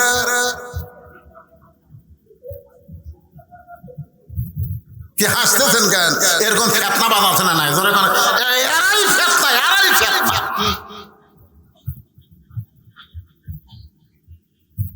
বাগান একটু মনোযোগ দিয়ে শোনেন। শিক্ষামন্ত্রীর বাড়ির দরজায় গিয়ে হাসান আর হোসাইন ছেলেটার সালাম দিয়ে বলতেছে, শিক্ষামন্ত্রীর সঙ্গে আমি দেখা করবার চাই। হাসান হোসেন বলে, কে রে পুচকে,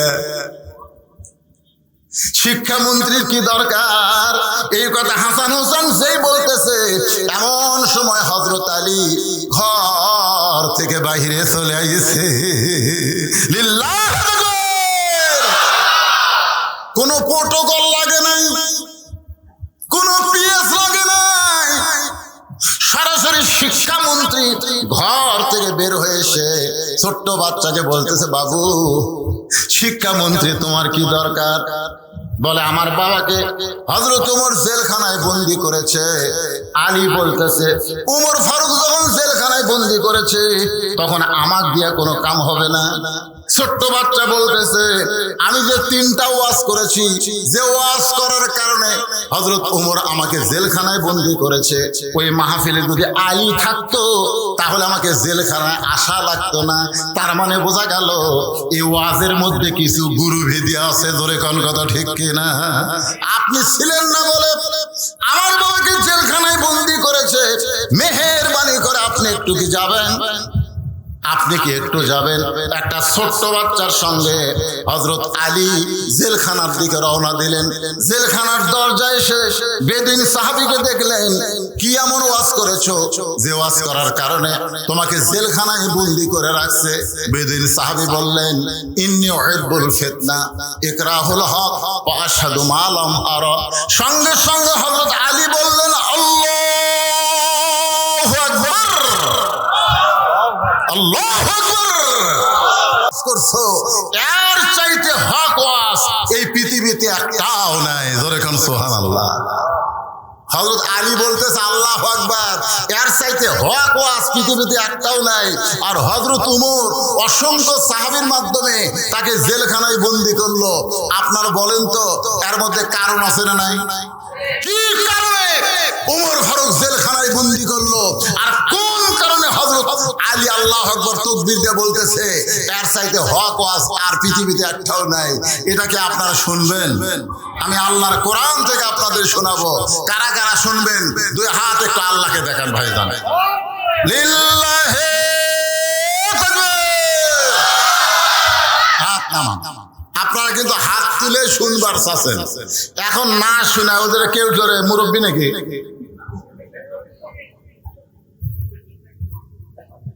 লিমা তাকুলু মা লা তাফালুন। আপনারা বলেন তো এই আয়াতের অর্থ কি? এই আয়াতের অর্থ হলো কথার সাথে কামের মিল নাই।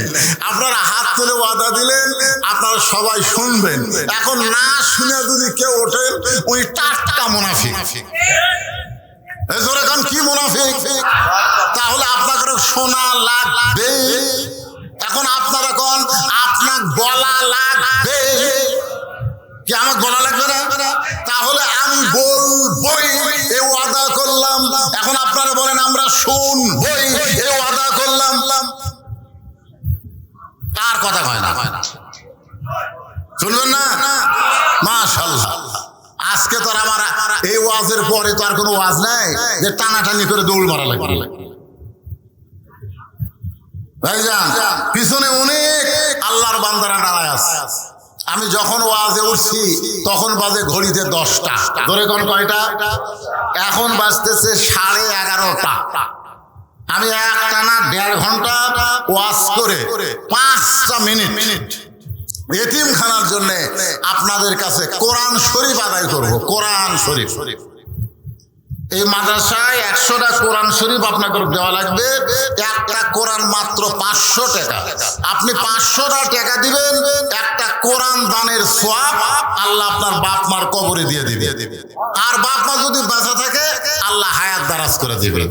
মাত্র 500 টাকা। কেউ যদি মনে করেন হুজুর আমার বাপ মা 2 জনে মারা গেছে, আমি 2টা কোরআন শরীফ 1000 টাকা দেব, তাহলে আপনি দিবেন। কেউ যদি মনে করে হুজুর আমি 10 কোরআন শরীফ বাবদ 5000 টাকা দেব, আপনার দিবেন। আজকের আদায় শুধুই কোরআন শরীফ। সর্বোত্তম কোন আল্লাহর বান্দা কোরআন শরীফ বাবদ 500 টাকা এতিমখানা মাদ্রাসায় দান করবেন। একটু আসেন। আর সাইড দিয়ে মাদ্রাসার যারা হিতাকাঙ্ক্ষী আছে তাদেরকে আমি বলবো, অনেকে আছে কোরআন শরীফ দেওয়ার মতন 500 টাকা তাদের পকেটে নাই। যাদের নাই তাদের কাছে আপনারা ব্যাগ নিয়ে যাবেন। 10 টাকা, 20 টাকা, 50 টাকা, 100 টাকা, যে যা পারবেন আল্লাহর রাস্তায়। আজকের এই মাহফিলে আপনারা দান করবেন। এটা দেওয়া মাত্রই কাম শুরু করছে, অসুবিধা আছে? এটা আমি পড়িনি। মাশাআল্লাহ, সর্বোত্তম আল্লাহর একজন পাগল আল্লাহর নবীর এতিম মাদ্রাসায় কোরআন শরীফ বাবদ 500 টাকা দান করেছে, আল্লাহ কবুল করেন। আর একজন কোরআন বাবদ 500 টাকা দান করছে, আর একজন কোরআন বাবদ 500 টাকা দান করছে অসুস্থ মানুষের জন্য সুস্থতার নিয়তে, আল্লাহ দানকে কবুল করেন। আর একজন কোরআন শরীফ বাবদ 500 টাকা দান করছে, আল্লাহ কবুল করেন। আর একজন কে রে 500 দেওয়া লাগবে রে, 300 কে দেয় রে? শর্ট আছে তো তাহলে একদিন 700 টাকা ফেরত দেবেন। কি করবেন ভাই, হুজুর শর্ট আছে, ঠিক আছে, তাও 300 টাকা আল্লাহর কোরআন বাবদ আল্লাহ আপনি কবুল করে নেন। আল্লাহুম্মা আমিন। আল্লাহুম্মা। মা বোনদের বসার ব্যবস্থা কোথায় করছেন? মায়েরা কোরআন শরীফ খুব দান করেন, ওখানে বিশ্বস্তগুলো পড়ার লাগবে। আবার এই গাঁজাখোর, হিরোইন খোর, ইয়াবাখোর যেন না যায়, কারণ টাকা তুলে আর একদিকে আউট হয়ে যাবে। হ্যাঁ, মাদ্রাসার ছাত্ররা আছে, মায়েরা খুশি মনে কোরআন শরীফ বাবদ 500 করে টাকা দান করবেন। যিনি যা পারবেন আল্লাহর রাস্তায় দান করবেন। ভাইজান, এখানে আজকের মাহফিলের প্রধান অতিথি সাহেব দান করছে, পরে আবার দিবে। সভাপতি সাহেব দিল কোরআন শরীফ বাবদ আল্লাহ তোমার একজন বান্দা, ভাই কেউ ওঠা বসা করবেন না, বসতে একটু ধৈর্য ধরেন। কোরআন শরীফ বাবদ 500 টাকা দান করছে, আল্লাহ দানকে কবুল করেন। আল্লাহুম্মা আমিন। কত আছে এখানে? কি নাম তোমার? ও বাবা, আমার লোকনাথ পাড়া গ্রামের আমার ছোট ভাই পিন্টুর ছেলে পান্ত 500 টাকা কোরআন শরীফ বাবদ দান করেছে। তার বাপ মা ভাই অনেকেই মারা গেছে, আল্লাহ তাদের কবরকে জান্নাতের টুকরা বানান। ঠিক আছে, দোয়া করে দিচ্ছে। আর আচ্ছা, ছোট্ট একটা বাচ্চা কোরআন শরীফ বাবদ 500 টাকা দান করেছে, আল্লাহ দানকে কবুল করেন।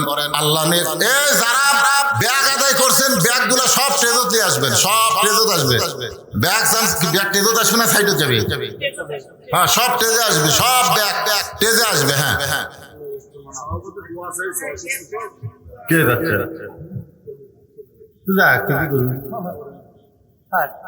ও আদা করছে হাত তুলে, তারপরে তারা কি মুসলমান হয়ে যাচ্ছে? তাই ومن الناس من يقول آمنا بالله وباليوم الآخر وما هم بمؤمنين। আল্লাহ আর একজন কোরআন শরীফ বাবদ 500 টাকা দান করছে, আল্লাহ দানকে এই পিছনে যারা দাঁড়িয়ে আছেন এই সুযোগ আপনারা বসেন না কেন? আরে মূল ওয়াজ তো বাকি আছে।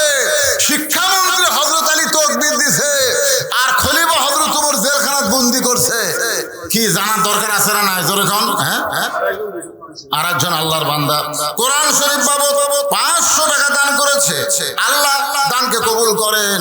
আল্লাহ যে নিয়তে দান করছে নেক নিয়ত নেক আশা কবুল করেন। সকলেই বল আল্লাহুম্মা আমিন। সবাই একটু জিকির করেন, সবাই মহব্বত একটু জিকির করেন। লা ইলাহা ইল্লাল্লাহ, লা ইলাহা ইল্লাল্লাহ, লা ইলাহা ইল্লাল্লাহ, লা ইলাহা ইল্লাল্লাহ, লা ইলাহা ইল্লাল্লাহ মুহাম্মাদুর রাসূলুল্লাহ সাল্লাল্লাহু আলাইহি সাল্লাম। আপনি মাদ্রাসা কি পদে আছেন? তাই সব হিসাব দিছে, আগে লিখেন। এখানে আদায় করবার চাই মানে মাহফিলের ক্ষতি করে, এরা আগে আদায় করছে। ভাই এবার আমার হাতত দেওয়ার জন্য 4টা কোরআন শরীফ বাবদ 2000 টাকা দান করেছে, আল্লাহ তার দান কবুল করেন। আপনার আগেই দিচ্ছেন? হ্যাঁ দিচ্ছেন আগে দেন, তাহলে মানুষ চলে গেলে তখন দিয়ে লাভ হবে। জনগণ কে বুঝলো সেটারই কি দিল? কেউ যাবে না, ইনশাল্লাহ কেউ যাবে না। একটু গরম তো, অসহ্য গরম। আমার দিকে ফ্যান করে দিছে, তারপরে এখন ঘামতেছে। আর আপনাদের ফ্যান বাতাস কিছুই নাই ভাই, তারপরে ঘন্টার পর ঘন্টা বসে আছেন। এই পিছনের ডানানো গুলা বসা যাবে? বসলি সোয়াব। বসো বসো। এই মাদ্রাসার সভাপতি সাহেব আগেই দান করছে, সহ সভাপতি একজন না কয়েকজন?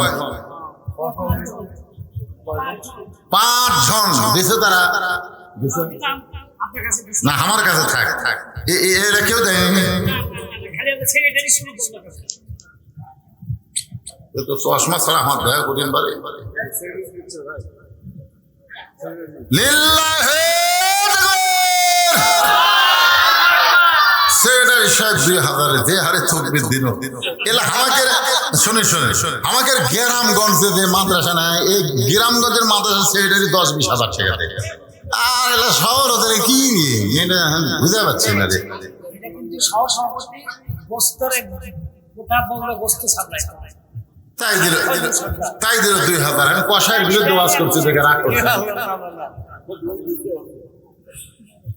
1 নম্বর ইউসুফ আলী মিয়া প্রধান উপদেষ্টা আছে না গেছে চলে গেছে দেয়নি আসেনি ধরেন সেটাই 2000 টাকা নেন আল্লাহ কবুল করেন নাম হলো সাইফুর রহমান রিঙ্কু আচ্ছা জেলা আসেনি শিলা নাম এটা আমাকে দিয়েছেন কি জন্য হারুন রশিদ সাংবাদিক সাহেব আইছে আলহাজ ডাক্তার মোহাম্মদ সুলাইমান আলী টাকা দিছে 500 টাকা মোহাম্মদ ইমদাদ হোসেন জেহাদি মোহাম্মদ আবিদুর রহমান খান চৌধুরী জনাব বাদল মন্ডল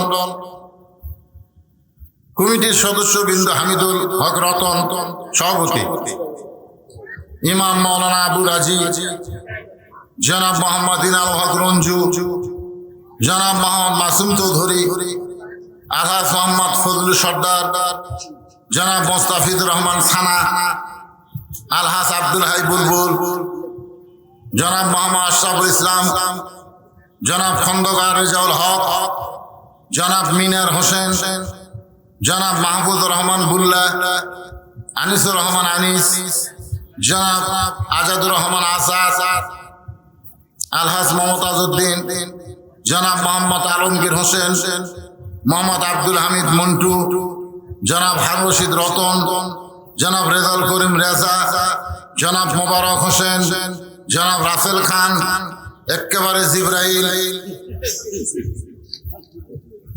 এগুলা খালি নাম দিয়েছেন কাম হলো না দিছে আচ্ছা আচ্ছা দিছে যাই হোক চাল দিছে ডাল দিছে তো আর আদায় না এখন চলে যাবো আলোচনা এই আলোচনার আগে সবাই একটু জিকির করে মনটা একটু ফ্রেশ করে নেন লা ইলাহা ইল্লাল্লাহ লা ইলাহা ইল্লাল্লাহ লা ইলাহা ইল্লাল্লাহ লা ইলাহা ইল্লাল্লাহ মুহাম্মাদুর রাসূলুল্লাহ সাল্লাল্লাহু আলাইহি সাল্লাম সঙ্গে সঙ্গে ছোট বাচ্চা হযরত আলীর হাত ধরে বলতেছে হযরত আলীর মতন শিক্ষামন্ত্রী যদি আমার বাবার পক্ষ নেয় দুনিয়ার কোন উমর আমার বাবাকে জেলখানায় বন্দি রাখতে পারবে না সুবহানাল্লাহ বলেন আপনারা কি মনে করেন হযরত আলীর ইলম বেশি না কম কেমন বেশি আনা মাদিনাতুল ইলমে ওয়া আলী বাবুহা রাসূল বলেছেন আমি হলাম ইলমের শহর আলী হচ্ছে তার দরওয়াজা সব ধরনের ইলম হযরত আলীকে আল্লাহ দিয়েছেন যার কারণে শিক্ষামন্ত্রী জোরে কোন সুবহানাল্লাহ হ্যাঁ খালি এক ধরনের ইলম নিয়ে তুমি শিক্ষামন্ত্রী হও যার কারণে জেনারেল শিক্ষার দাম হয় আর হাফেজি মাদ্রাসায় এতিমখানা ভিক্ষা করে চালান লাগে জোরে কোন কথা ঠিক কিনা শিক্ষামন্ত্রীর মধ্যে যদি কোরআনের শিক্ষা থাকতো তাহলে প্রাইমারির আগে এইগুলা মাদ্রাসার মূল্যায়ন হতো জোরে কোন কথা ঠিক কিনা প্রাইমারি শিক্ষা করা হলো নফল আর কোরআন শিক্ষা করা হলো ফরজ ভাগ্য খারাপ আমরা যদি আল্লাহর কোরআনের সমাজ পাই তখন বুঝবো শিক্ষামন্ত্রী কারে কয় কথা ঠিক কিনা বলে খায়রুকুম মান তাআল্লামাল কোরআন ওয়া আল্লামা ওই ব্যক্তির চাইতে সম্মানী দামি আর কেউ নাই যে আল্লাহর কোরআন শিখেছে অপরকে কোরআনের শিক্ষা দেয় এখন ছোট বাচ্চা হযরত আলীর হাত ধরেছে হযরত আলী ওমর ফারুকের দরবারে ওমর ফারুক মেম্বরে বসেছিলেন মেম্বার থেকে দাঁড়িয়ে বললেন, ওগো আল্লাহর শিক্ষামন্ত্রী, সুবহানাল্লাহ বলেন। কার শিক্ষামন্ত্রী? ওগো আল্লাহর শিক্ষামন্ত্রী, আপনি কেন আমার কাছে আইছেন? আমি ওমরকে ডাকলে আমি আপনার কাছে যাইতাম। সুবহানাল্লাহ। কারণ আল্লাহ নবীর পরে হযরত আলীকে প্রত্যেকটা সাহাবী ওস্তাদের মতো সম্মান করতেন। আপনারা বলেন তো, ইসলামে ওস্তাদের সম্মান কম না বেশি? এইবারই খালি প্রথম দেখলাম জামিল মাদ্রাসায় ছাত্ররা হুজুরের বিরুদ্ধে আন্দোলন করলো। জোরে কোন কথা ঠিক না? আমি কিন্তু ছোটবেলায় জামিলের ছাত্র ছিলাম। কওমি মাদ্রাসা, হাফেজি মাদ্রাসার ছাত্ররা হুজুরের বিরুদ্ধে আন্দোলন করতে পারে, এইবারই প্রথম দেখলাম। মানে আমাদেরকে এমন শাসন এবং শিক্ষা দেওয়া হয়েছে যে আমরা সম্মানের ক্ষেত্রে হুজুরের চেহারার দিকে তাকায় কথা বলতে পারিনি, সবসময় কথা বলেছি নিচের দিকে তাকায়। কারণ ইসলামে ওস্তাদের সম্মান আছে। জোরে কোন কথা ঠিক? কথা কন না কেন? কথা কন। এটা আইজুল হক কলেজের শিক্ষক না, ছাত্র না। মাঝে মধ্যে ছাত্র শিক্ষককে ধাবার দেয়। জোরে কোন কথা ঠিক না ভাইজান? ইসলামে ওস্তাদের সম্মান, যার কারণে হযরত ওমর বলতেছেন, আপনি কেন কষ্ট করে আমার কাছে আইছেন? আমি আপনার কাছে যাইতাম। এটা হযরত ওমর বলার সঙ্গে সঙ্গে ওই ছোট্ট ছেলেটা এক দৌড়ে গিয়া ওমর ফারুকের কপালে চুমা খাইছে। কোন ছেলে? কোন ছেলে? ওই বেদুইন সাহাবী যাকে কারাগারে বন্দী করছে, তার ছেলে উমর ফারুকের কপালে চুমা খায় বলতেছেন, আপনার মতন মহামানব আমি দুনিয়াতে দেখি নাই। রাতের অন্ধকারে যখন কান্না করেছিলাম তখন আপনিই তো আমাকে কান্দে করে আমার বাবার জেলখানার দরজা পর্যন্ত পৌঁছায়া দিছেন। সুবহানাল্লাহ। আচ্ছা, ছোট্ট ছেলেকে কান্দে করে জেলখানার দরজায় কে পৌঁছায় দিছে?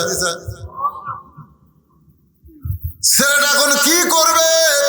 একবার হযরত আলীর দিকে তাকায়, আরেকবার ওমর ফারুকের দিকে তাকায়। এমন সময় হযরত আলী বলতেছে, আমির আল মুমিনিন, এই সন্তানের বাপকে আপনি জেলখানায় বন্দী করেছেন। ওমর ফারুক বলে, আলী রে, এমন 3টা ওয়াজ করেছে যে ওয়াজটা ইসলামে জায়েজ নাই। অনেক সাহাবী তার উপরে রাগ করেছিল। আমি গণপিটুনি থেকে বাঁচানোর জন্য তাকে জেলখানায় বন্দী করলাম। যেরকম গণপিটুনি থেকে বাঁচানোর জন্য সেনাবাহিনীর প্রধান উনি 600 কয়েকজনকে বন্দীকে রাখছিলেন। জোরে কোন ঠিক কেনা? তাহলে ওবায়দুল কাদেরও কিন্তু ছিল, কাউও ছিল, কিন্তু কাউয়া সব ছিল। বুঝলাম না, হাসান মাহমুদ ধরা পড়লো। আবার কিছুদিন পরে শুনলাম ওই বাহির দেশে ঘুরতেছে। বুঝবার পারতেছি না ভাই রে, কি যে হবি রে। আমরা যে হাসিনার বিরুদ্ধে এত ওয়াজ করতেছি, আবার কি হাসিনা চট করে ঢুকেই নাই, মাথা খেলতেছে না। এরা কি করবে? আজ পর্যন্ত হাসিনার প্রেসিডেন্ট ছুঁয়ে দিছে। তোরে কোন কথা ঠিক না? বাবা সুপ্পু এখনো ক্ষমতায় বসে আছে। মাথা ঘোরে। আল্লাহ, কি যে হবে রে। তবে আমি বলতেছি, বিএনপি আর জামাত ফেতনা না করে যদি এক হয়ে সামনে নির্বাচন করে, 15-20 বছরে আওয়ামী লীগের নাম নেওয়ার মতো মানুষ বাংলাদেশে থাকবে না। ধরে কোন কথা ঠিক? নাম নেওয়ার মতন মানুষ খুঁজে পাওয়া যাবে না।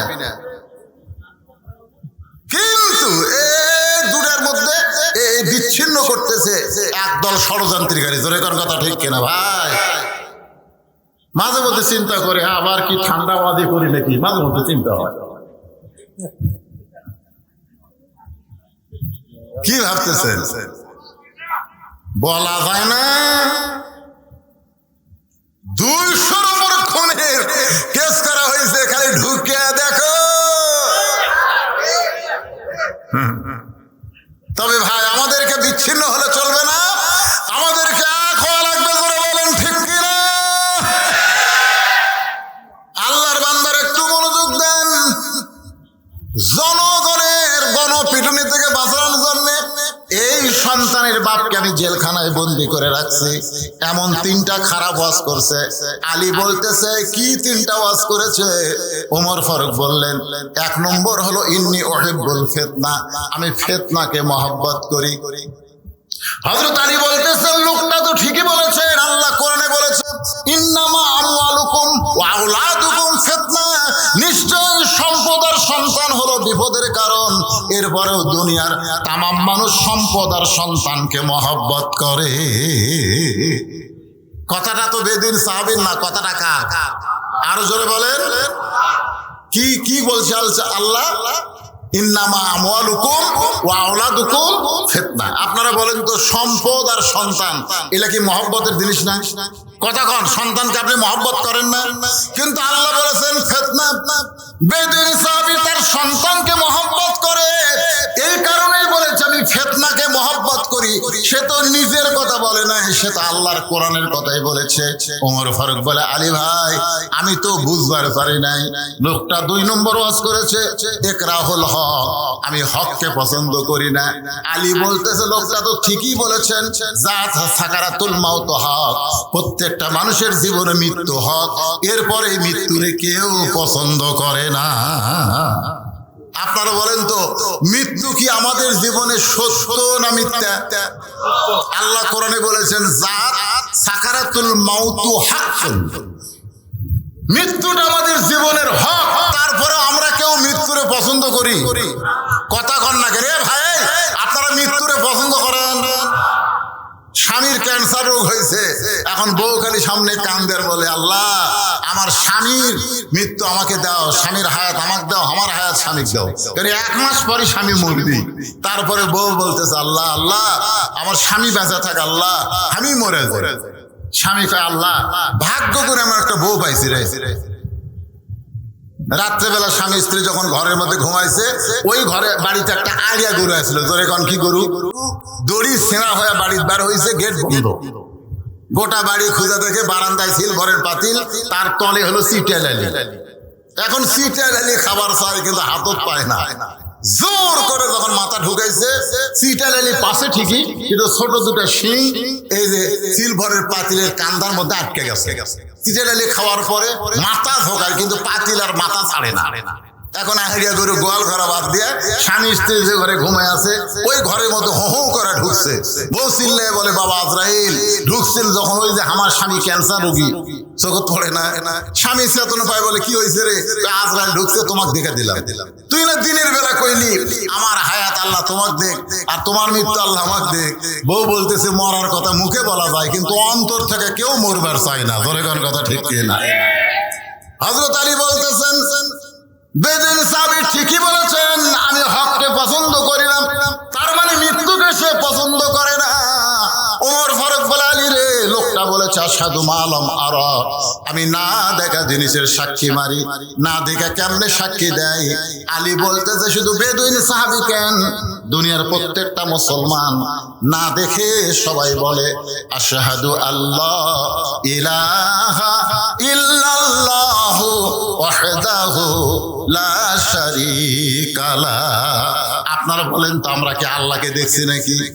না দেখে যদি আল্লাহকে সাক্ষী দেওয়া যায় তাহলে বেদুইন সাহাবী তো মিথ্যা কথা বলে নাই। সঙ্গে সঙ্গে হযরত ওমর এক দৌড়ে এসে জেলখানার দরজা খুলে বেদুইন সাহাবীকে বুকের মধ্যে নিয়ে বলতেছে আলীর মতন শিক্ষা মন্ত্রী যদি না থাকতো তাহলে এই ইসলাম এত দূর অগ্রসর হতো না। এজন্য ভাইজান আমাদের সামনে শিক্ষামন্ত্রী আমাদের এমন একজন মানুষকে চাওয়া দরকার যে সব দিক দিয়ে জ্ঞানী। ধরে কোন কথা ঠিক? আজকের এইখানে আমি দীর্ঘ সময় যে আলোচনা করলাম, আগামী 4 তারিখে সেন্ট্রাল স্কুলে এই মাসেরই আজকে কয় তারিখ? 1 তারিখ। 4 তারিখে মাগরিবের নামাজের পর এশা পর্যন্ত আমার আলোচনা আছে। 2 তারিখ, 3 তারিখ এবং 4 তারিখ, এই 3 দিন যেখানে আল্লামা সাঈদী হুজুর আলোচনা করেছেন সেই মাহফিল মাঠটা আবার কোরআন দিয়া চাঙ্গা করা হবে। আপনাদের সকলের দাওয়াত। আল্লাহ সবাইকে উপস্থিত হওয়ার তৌফিক দান করুক। সকলে বলে আমিন। কেউ যাবেন না, দোয়াটা করে একটা দোয়া করি আমরা।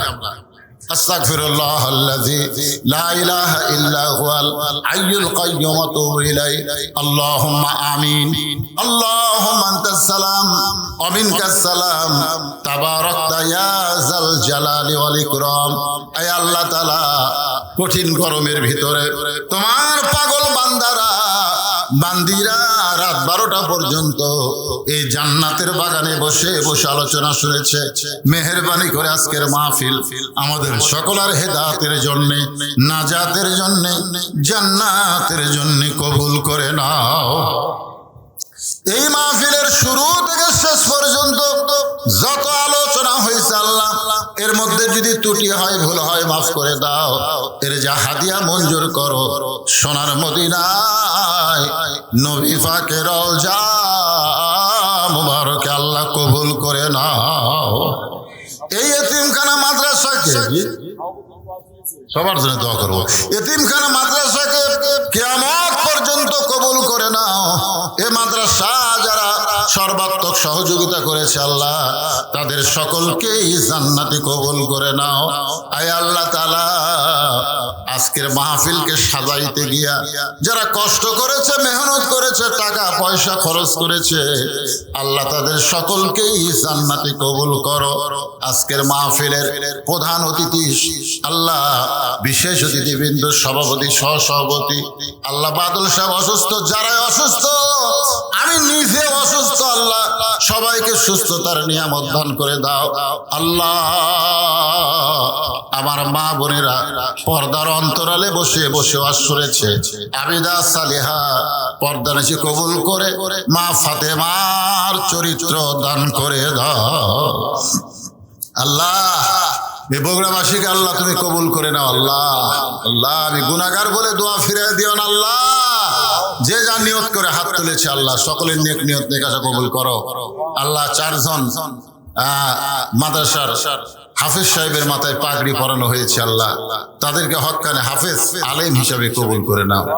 এই মাদ্রাসাকে কবুল করো। মাদ্রাসার মহতামি, মাদ্রাসার ওস্তাদ, মাদ্রাসার তালেবে ইলম, মাদ্রাসা কমিটির সভাপতি, সহসভাপতি, সেক্রেটারি, কেশিয়ার, মাদ্রাসার সদস্য, দাতা সদস্য, আল্লাহ সকলকেই তুমি কবুল করে নাও। আল্লাহ, সুবহানা রাব্বিকা রাব্বিল ইজ্জাতি আম্মা ইয়াসিফুন ওয়া সালামুন আলাল মুরসালিন আলহামদুলিল্লাহি রাব্বিল আলামিন। ওয়াজাল আখিরা কালিমাতুনা ইনদাল মাউত। সকলে পড়েন লা ইলাহা ইল্লাল্লাহু মুহাম্মাদুর রাসূলুল্লাহ সাল্লাল্লাহু আলাইহি সাল্লাম। আসসালামু আলাইকুম ওয়া রাহমাতুল্লাহি ওয়া বারাকাতুহু।